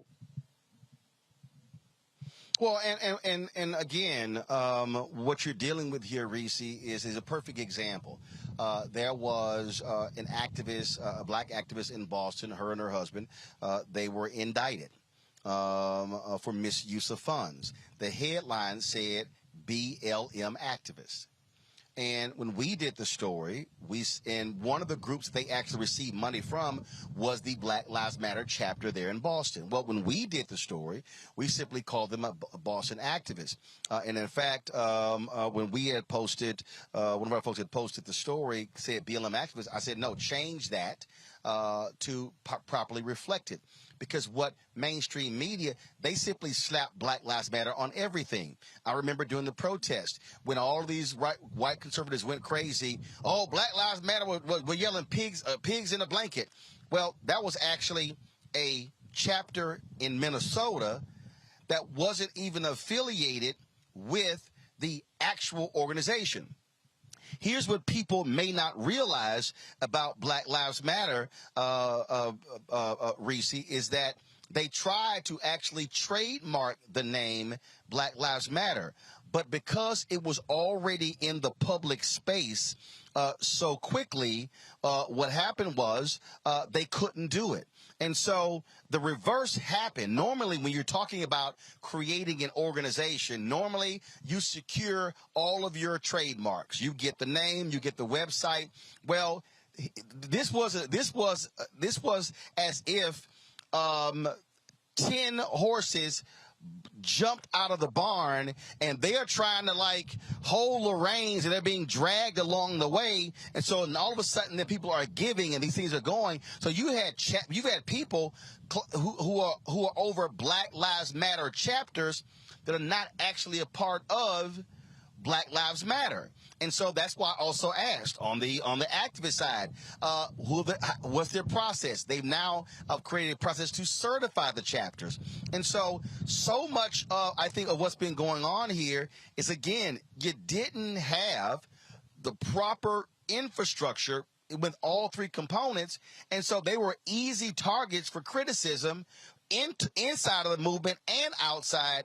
And I think now what they're trying to do is again, grab those reins and pull back. No, and now to be able to control as best they can, because it was really just going all over the place because it frankly, the movement was outpacing the infrastructure because there was none. Yeah, but I think it cuts both ways. I think the ambiguity and the notion and the idea that people were contributing to has greatly benefited Black Lives Matter, the global foundation, to the tune of over $100 million. And I think it's a little bit of a cop-out. I mean, yes, they've had to scale up massively because of massive influx, but they've been a multi-million-dollar philanthropic organization or movement for many, many years now. So I'm not going to let them off quite that easy. But I mean, my background. No, actually, it hasn't been. Actually, it hasn't been many, many years. No, seriously. The reality is this. It hasn't been. Since you don't think so? Because I mean, no. First of all, here's the deal. Okay, you let me know then. No. No. The timeline is a timeline, and that is when you follow the 990s. And again, what I have been trying to do over the last 5 or 6 years is even asking questions is like, okay, who are you and who's over what? Who's doing what? It wasn't until today when we were asking the questions that, oh, Black Lives Matter grassroots, they actually raised their own money. Black Lives Matter Global Network Foundation raises their own money. So one of the things that I've asked them is, okay, so if somebody says, I want to support Black Lives Matter, who they're supporting. In fact, there was a Black Lives Matter organization in California that was actually against Black Lives Matter.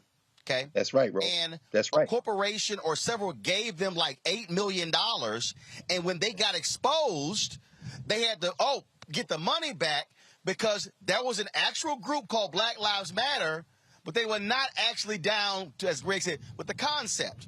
And so that thing has been happening. So because they were unable to trademark the name, literally hundreds of organizations across the country can call themselves Black Lives Matter. So part of this deal is folks didn't know who the hell they were giving to. And so this is also the battle that's been going on as to if you're supporting the Black Lives Matter movement, who do you actually give to? So even now, the Global Network Foundation, I was on the phone talking to someone. So if I actually want to support the protests and the activism, I need to go to that Black Lives Matter entity. If I want to support Black Lives Matter supporting candidates, I need to go to their PAC. But then if I want to then support Black Lives Matter Global Network that's supporting other abolitionist groups, I got to give to that entity. Part of their struggle is conveying to the public who the hell does what. Because for the public, it's just one Black Lives Matter. It's all the same.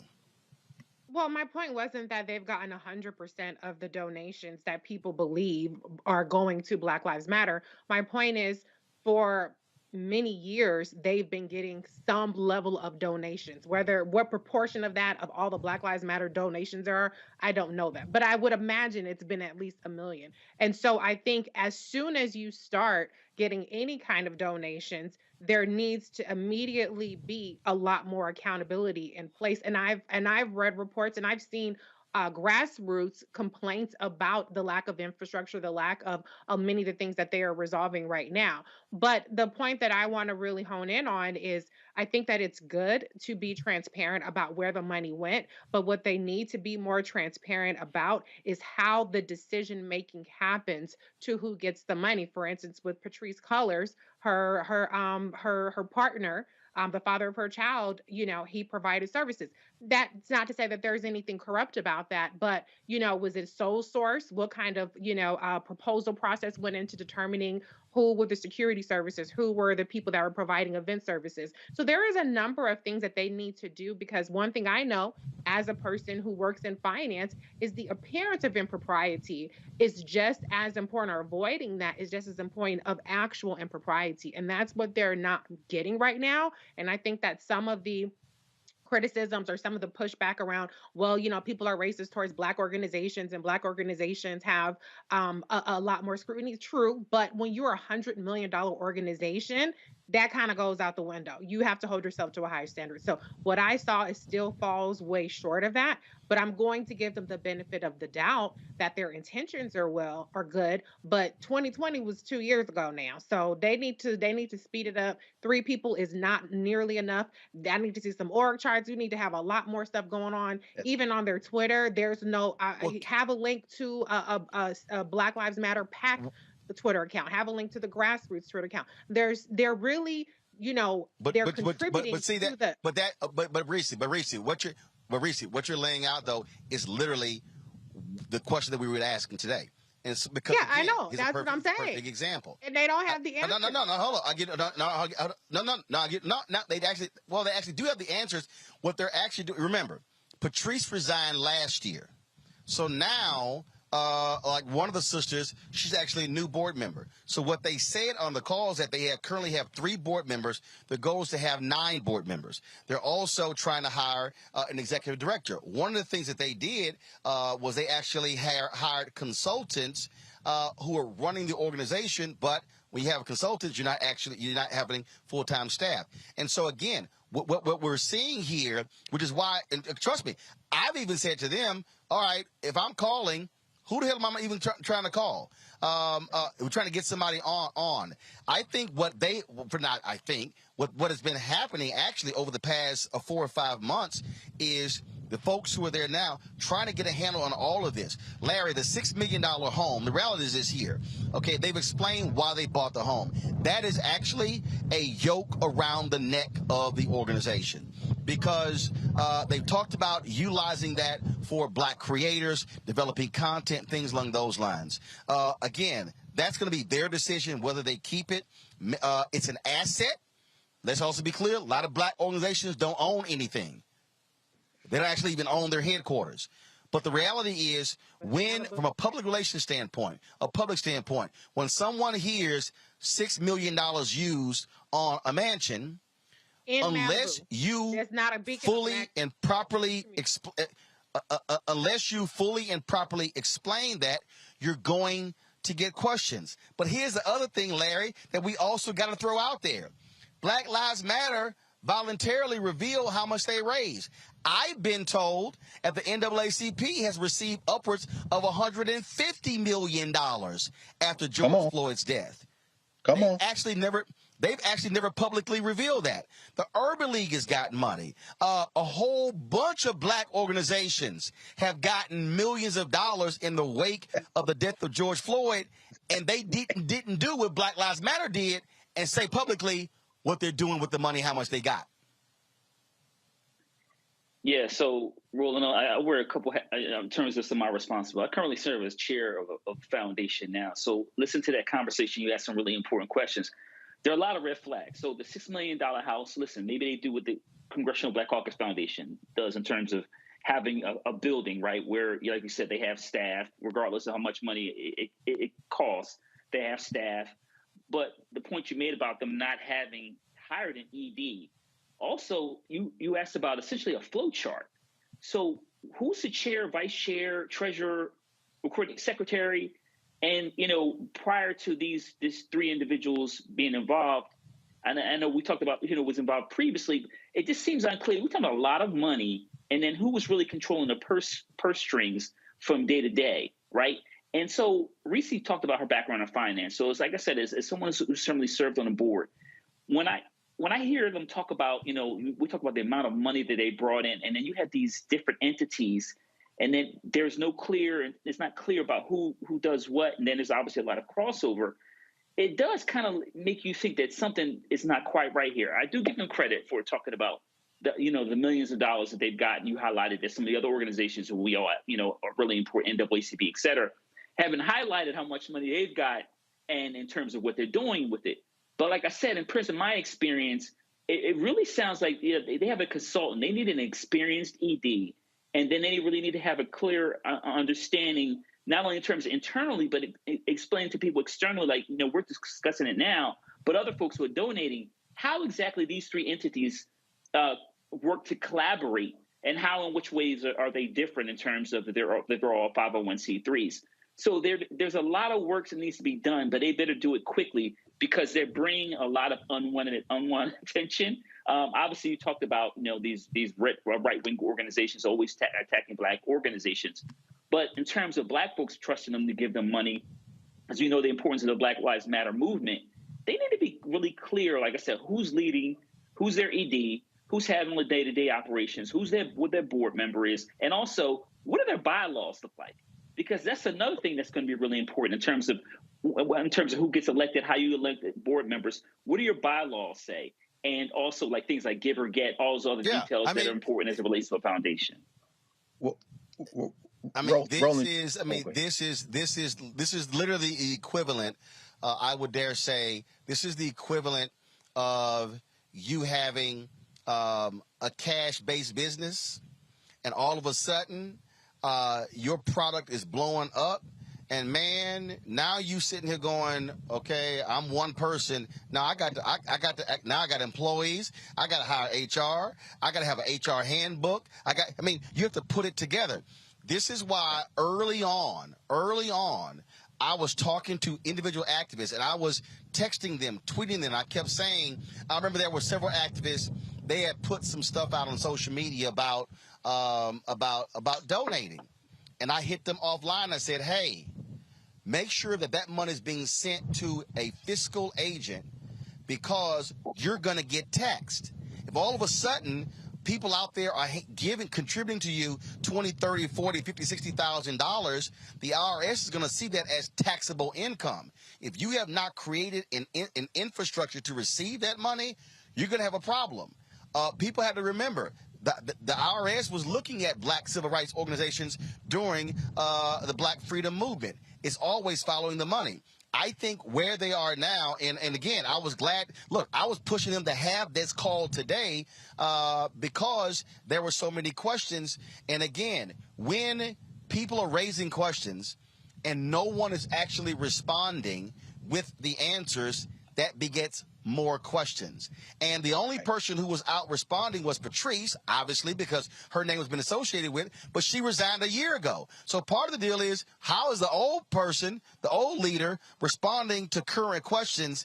And so that's also what's going on here. And so what I've asked them, I would like for them to come on this show because I have more questions that I think need to be answered so people have a better understanding of what's going on when it comes to what they're doing. But I will say this to everybody who's watching, to all black folks.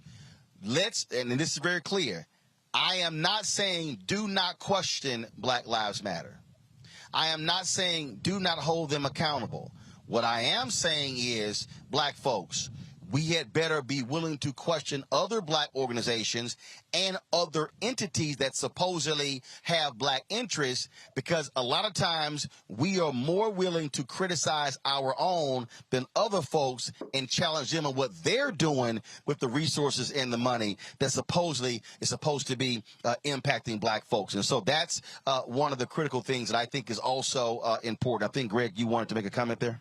Yeah, right quick, Roland. I know we got to go, but you know, it's funny because we live in a society where our attention spans are short and our memories are maybe even shorter.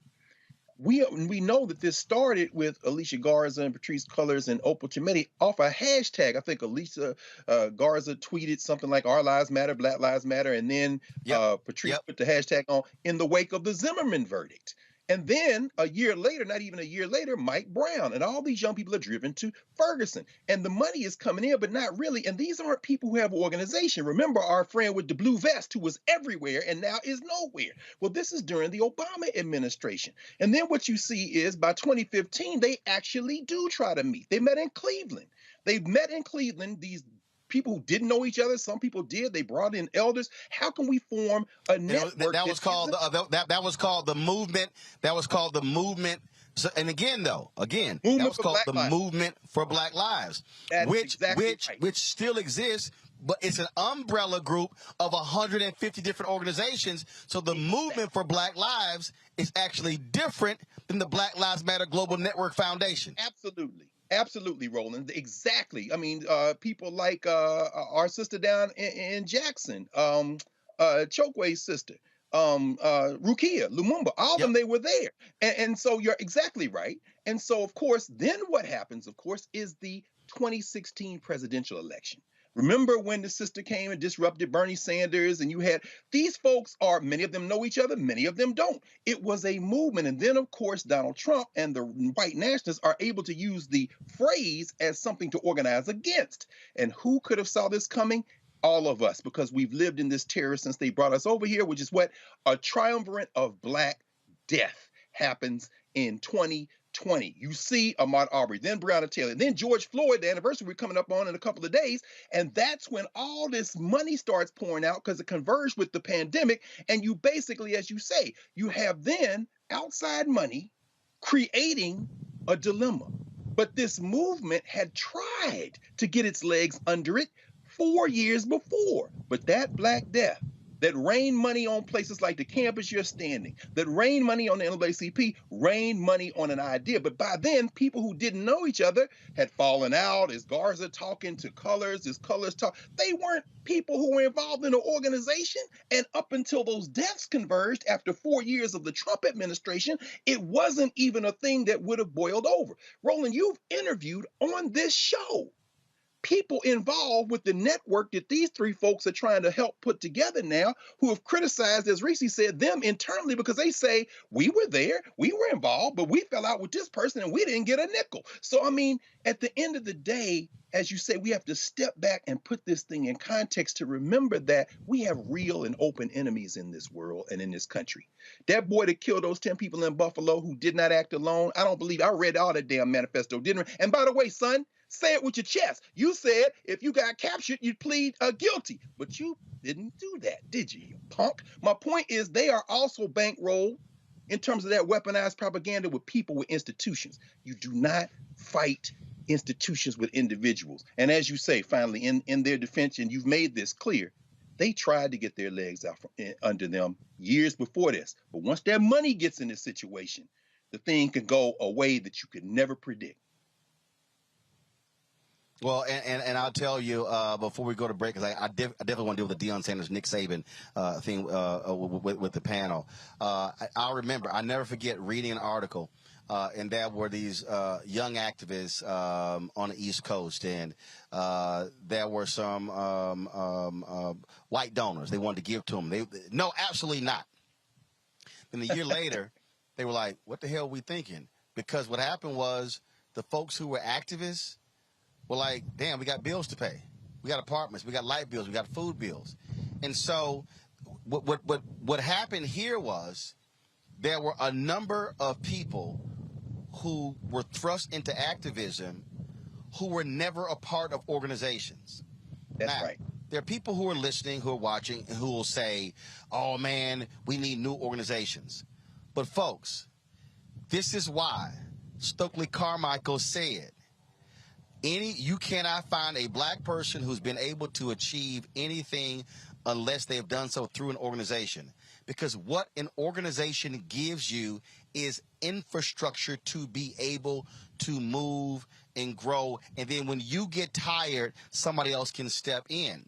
So many people, there are a lot of young sisters and brothers across the country over the last decade have learned why institutions matter, organizations matter, why trademarking a name, having copyrights, having a bank account, having all of those things, having, as Larry said, bylaws, having a constitution, having a process to elect people. I know this decentralized leadership thing was a part of Occupy Wall Street, and a lot of people, a lot of young black activists, because they didn't want that one person, they didn't want that Dr. King, they didn't want that Reverend Jackson, they didn't want that. But the reality is this, and Reese talked about on the accounting side, you cannot have an organization unless you have hierarchy. You cannot have an organization unless you have people in place, general counsel, HR, all of those different pieces. And so people have great intentions, but just like businesses, if you do not put the pieces of the business in place, your business will fail, and you will have all the growing pains. You'll be owing back taxes. Who's supposed to pay the property taxes? Who's supposed to pay this? I never had to pay the state taxes and federal taxes. That's infrastructure. And so I think what Black Lives Matter Global Network Foundation, what they are now dealing with is they're now dealing with having to put the infrastructure together to be able to properly handle and disseminate nearly $100 million. But if you ain't got an organization to do it, you're not going to be able to be successful. And so I look forward to them coming on the show. I'm going to keep you all abreast what's happening with them. Short break. We're going to come back. Nick Saban actually showed. Go ahead. I just want to say, going to Dr. Carr's point, I think that what Black Lives Matter, the organization needs to do is take some of the personal and some of the emotion out of it. When I read Patrice Cullors saying she trusts this person or that person, and that's how they got these, $100,000 or $970,000 contracts. in order for an organization to be successful, there has to be a more democracy to it. It has to be more credentials based. It has to be more fairness in terms of a broader pool that they're going from. So if they get away from the cronyism, if they get away from who they It's feel called comfortable with, process. yes, process. Boom. That's what it boils down to. Get away from just who you like and the cool club and put the process and fairness and transparency in. But I did ask the question, and what I was told is that the individual with a security contract has a security company, has done security. But part of the deal is you got to tell people that. The impression that has been given thus far is that this money was just given to some her baby daddy. That's literally how it's been, as opposed to say, this is who this person is, this is their security company, this is how long they've done security, this is the other people, other clients they've had. They actually have a real security company. That hasn't been done. But part of that deal is they haven't had a communication apparatus to be able to tell their own story. And so all of the things that we're saying, they literally are having to build those things, which is a part of the reason why there have been so many questions. And so we got more questions and, of course, hope to get more answers. Real quick break. We'll be back, and we'll talk about Nick Saban. He didn't open a can. I don't know if he really wanted to do that. Yeah, we'll talk about the money when we come back on Roland Martin Unfiltered on the Black Star Network.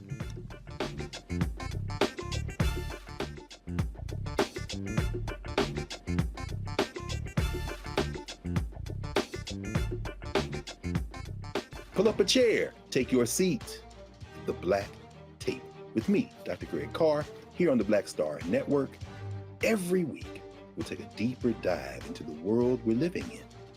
Join the conversation only on the Black Star Network. You want me to do something crazy, but I don't know what to do. I'd rather just sit here.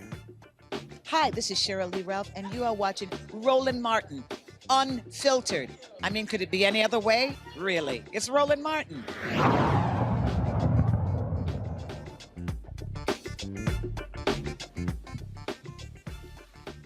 All right, folks, Roland Martin here on the campus of Prairie A M University. Last couple of years, actually not last couple of years, you have seen a number of top players give consideration to HBCUs.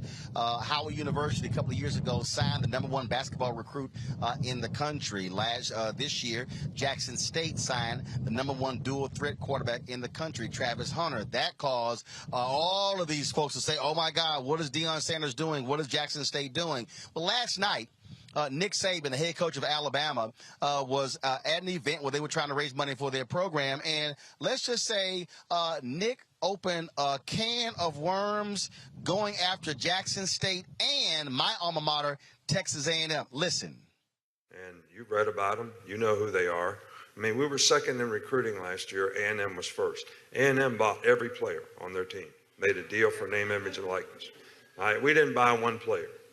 All right, but I don't know if we're going to be able to sustain that in the future because more and more people are doing it. There are rules, just like Nate said. We have a rule right now that says you cannot use name, image, and likeness to entice a player to come to your school. Hell, read about it in the paper. I mean, Jackson State paid a guy $1 million last year that was a really good Division I player to come to school. It was in the paper, and they bragged about it.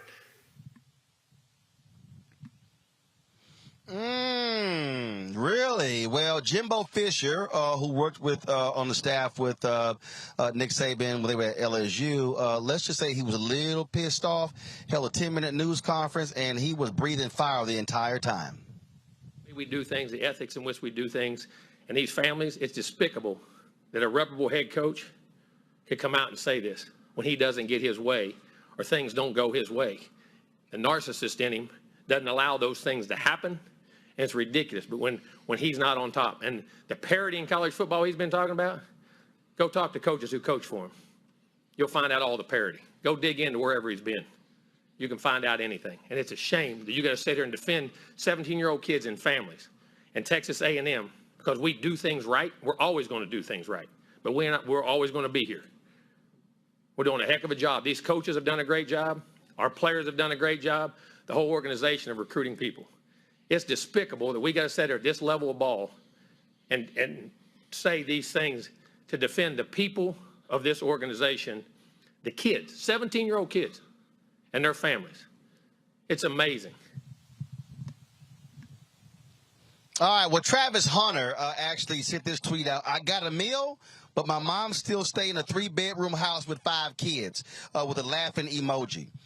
Then Deion Sanders responded to his tweet, said, I don't even make $1 million, LOL, laughing emojis. That was about 9 hours ago. He gave an interview with Gene Jock Taylor of Anscape where he said, Deion said, no, we ain't about to have a private conversation. Coach Saban, he probably called me. He said, no, you made your comments in public. We're going to talk about this thing in public. And also, Jimbo Fisher said Nick Saban called him. Saban said, no, I ain't taking this phone call. Then Fisher went even more so. He said, hey, y'all should look into Nick Saban's past. Now, here's what's interesting with this whole deal. And, Greg, we talked about this on the show. When top black players in basketball and football start saying the hell with the major white schools and start coming to HBCUs, then these white coaches are going to lose their mind, because if what Travis Hunter has done starts a trend, again, he was the #1 dual threat quarterback in the country, committed to Florida State, he start coming to a Jackson State. You got Hugh Jackson hires the head coach at Grambling. You got Reggie Theus, who's the athletic director, basketball coach now at Bethune-Cookman. You've got Eddie George, the head coach at Tennessee State. Prairie View has hired their new coach. What is Bubba's last name? Bubba McDowell used to play with the Tennessee Titans. He's now the head coach here. So now what's happening is you got Gary Payton, who's coaching in Oakland. Now all of a sudden, with name, image, and likeness, now all of a sudden you can create these collectives. If you got a player who, let's say it was a 3 or 4 star sitting on the bench for 3 years at Alabama, they can now go to other school.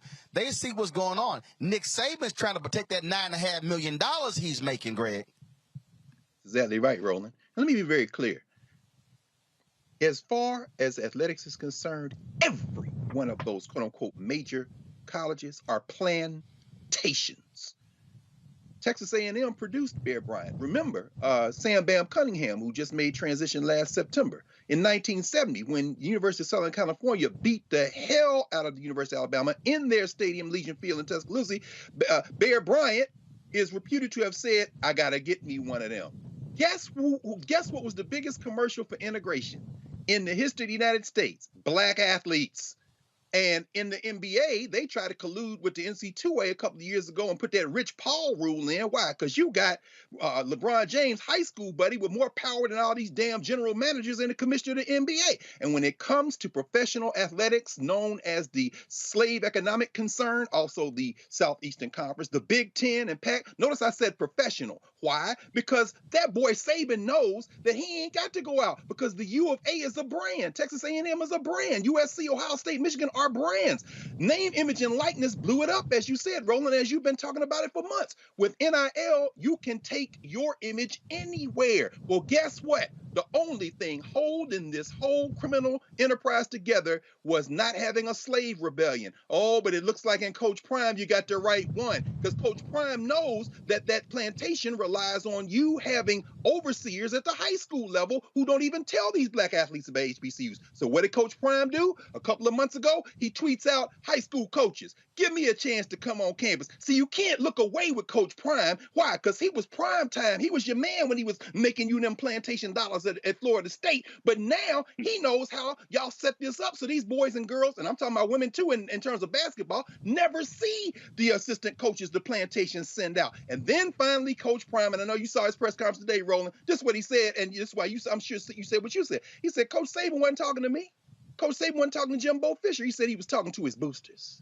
He was talking to his alumni. He was talking to his givers. He was trying to get that money, Sanders said. That was what he was doing. He was just trying to get us to go where he is trying to get to. Meaning what? Look here, boy. When they start going to the HBCUs, the plantation game is over, and Nick Saban is fighting for his life, and I hope you cut his whole damn head off, because I wouldn't send nobody related to me by blood to the University of Alabama. Go on Tuskegee. Go on to Alabama A&M. Go on to Alabama State. Research the history of these schools. See how these these NFL coaches used to come on the campus of places like Tennessee State and pick the brain of coaches like Joe Gillum Sr., whose son was the quarterback for Tennessee State, and you should have been in the Hall of Fame with the Pittsburgh Steelers and hadn't screwed him for a rag-ass arm quarterback named Terry Bradshaw. Go hear about Eldridge Dickey. We could talk about this all night, and you've talked about it so many times, Roland. No need more to talk about that. That boy's scared. And guess what, Nick? You better be scared as shit, because they coming for you now, and they know where all the I'll give you some numbers, Larry. Alabama's athletic budget, $180 million. Nick Saban gets $9.5 million. The entire Jackson State athletic budget is $8 million. Supposedly, Jackson State gave Travis $1 million. Deion only makes $300,000 at Jackson State. The bottom line is what they are freaking out. They are freaking out that just like a lot of the top Black academic students, again, I'll use my nephew as an example. Okay, I'm an A&M graduate. His mama is. His daddy is. His other uncle is. Okay, so you got four Aggies in the family. He came to Prairie View for 2 years, and he was going to go to A&M and finish and get his degree in construction management. Chose to stay here for the 4 years, and so. One of the top academic students. What they are afraid of, they are afraid of the top athletic Black players doing the same thing that is happening on the academic side, because they understand that that's their meal ticket. Yeah, Roland, we had in the last 24 hours shots fired. Nick Saban going after your boy Jimbo Fisher, and unfortunately, Deion got caught in the middle. But the one thing that's really important here in terms of what you were talking about and Dr. Carr talked about is really talking about the empowerment of the Black athlete. So that's what's really going on here. Financial, and then once again, NIL, controlling your likeness. We've talked about for decades in terms of making sure that Black athletes, because I'm really talking about Black athletes here, have the opportunity to make money, because there's, universities selling jerseys, et cetera. But listen, you talked about it. Nick Saban is making plenty of money. He's trying to protect the UA in terms of how easy they can recruit all over the country. They don't just go to southern United States. They go to California to recruit guys. So these comments by Nick Saban is he's just trying to make sure he can continue to get the guys to get. And you're right, when Deion Sanders has been able to do what he's been able to do in terms of recruiting, and also the guys are coming through the transfer protocol that come from Jackson State also. But he shook at the foundation, and you're talking about hundreds of millions of dollars, right? So Brother Carr's talking about NCAA. It is basically a plantation, as he talked about. But once again, NIL, you're having these Black athletes being empowered to go wherever they want to go. We just saw a transfer from Pitt, Addison transfer, wide receiver from Pitt, transfer from Pitt to USC. But once again, power and control. And Saban doesn't even though he's won multiple national championships, he always wants to be number one. And you talked about Jimbo Fisher used to be his former offensive coordinator. So there's a lot of some personal issues going on there. But listen, Jackson State and a few other HBCUs, Howard, et cetera, are going to be able to recruit these students because they have history. Jackson State had Sweetness graduated from there. Walter Payton, one of the greatest wide receivers of all time. Jackson State has produced Hall of Famers. So have several HBCUs. So when people making this argument about why going to Jackson State, they've produced 4 Hall of Famers. So students, young Black brothers and sisters that go there have an opportunity to play in the WNBA, go play in the NFL, et cetera, get a quality education, and people see their humanity at the same time. Reese, here's why coaches like Jimbo Fisher are losing their mind. And that is because players now get to get paid. First of all, he sat there and talked about, we didn't buy any players. Come on, Roland. Come on. Come on. A brother tweeted today that he said, I wasn't going to go public with this. He said, I've worked out with many former Alabama players who lamented that they made more money at Alabama than they were making on the practice squads in the NFL. Mm-hmm. Now, I don't know who Nick think he fooling. But if he actually thinks that we are this stupid, that Alabama has not been playing players, come on, bro. The bottom line is this here. They are upset that they don't get to control the players. It's a brother who is the top receiver in the country at the University of Pittsburgh. He has said, I'm entering the transfer portal. I want 700,000. You got a basketball. The University of Miami, one of their alumni has set up an NIL deal. They paid an incoming player, I think, $500,000 part of the NIL. Well, the brother who's already there is an All-American. He said, yo, if I don't get $800,000, I'm leaving. What they don't like, and then all these coaches, well, this is not right. The players are making decisions on where to go because of the money. Your punk ass deciding where to coach because of the money. That's not sitting. What they don't like, they don't. And then, last point, Reese, all these white coaches, a lot of them conservative. I thought y'all believe in the free market. Ain't that something? I thought the free market says get what you can where you can. Oh, now the players get paid. Now they literally are going to Congress saying, y'all got to pass a law. This unfair. Go ahead. Well, first of all, get money. Get every last one of y'all, get every cent that you can get. I'm all here for it. But what this is revealing is white folks who have every privilege, every advantage to the tune of hundreds of millions of dollars or over $100 million advantage, losing their shit when that advantage is still not enough.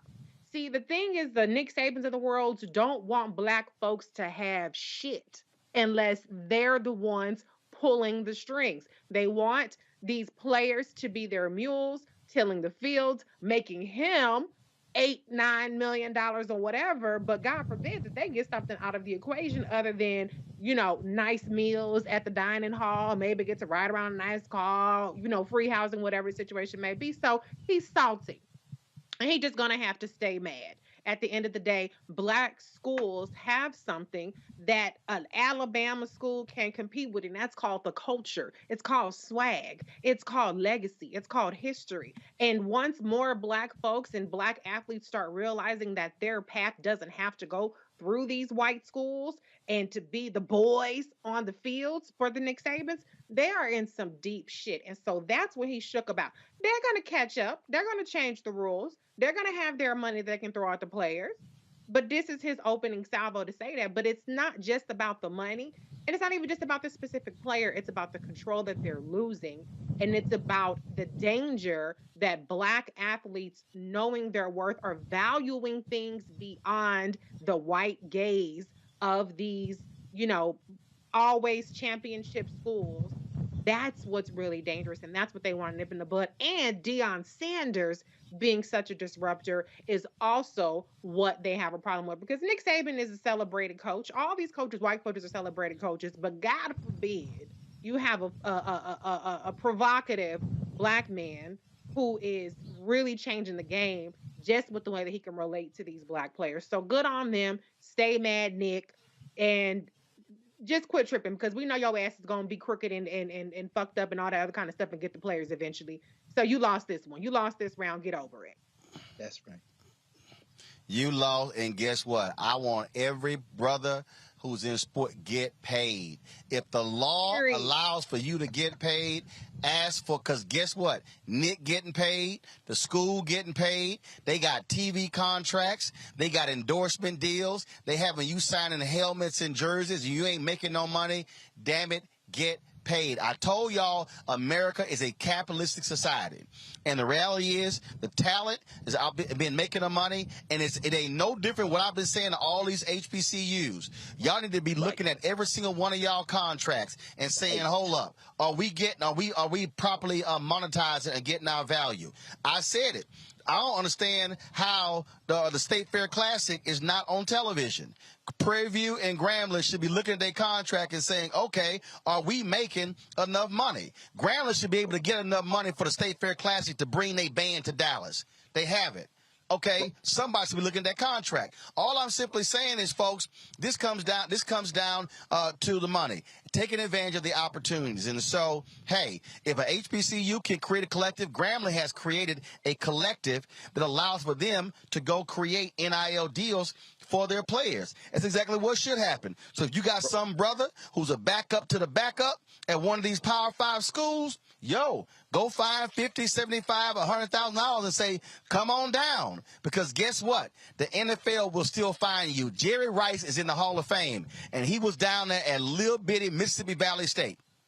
That's right. Trust me, when you got talent, they'll find you, but get paid. So Nick Saban, you can cry all damn day you want to. We don't give a damn when you crying. So Dion don't care. Jimbo, Texas A&M don't care. And trust me, I don't know whether the October 8th game is going to be in College Station or it's going to be in Tuscaloosa, but I will be on the sideline because I want to see who going to get cussed out when A&M plays Alabama on October 8th. Y'all, that's it for us. Larry, Reese, Greg, I appreciate it. Thank you so very much. Y'all, we got to go. It's been a great day. Let me thank the folks at Prairie A M University for allowing us to stroll through. Y'all think I'm lying. We literally hit them up on Monday and say, hey, we coming through. Can we do the show on the campus? They accommodated us, so we certainly appreciate that. So please, y'all, and remember, I keep telling alumni, give back to your school. Don't be sitting here wearing your letters and talking about your school if you ain't sitting no damn check. Don't be sitting here spending money coming back from homecoming and you buying hotel rooms, tickets, rental cars, food, and alcohol, but you ain't left no check to the university for the next generation. That's all I'm saying. Folks, that's it. Tomorrow, we're going to be live streaming at noon out the ceremony at Jack Hayes High School. We're giving away 2 more of my scholarships. We did it last year for the first time. I'll be on the campus of JY tomorrow, and we'll be broadcasting the show from Jack Hayes as well. So we'll be in Houston tomorrow. Thank you so very much, folks. I will see you tomorrow. Roland Martin Unfiltered right here on the Black Star Network. Holla!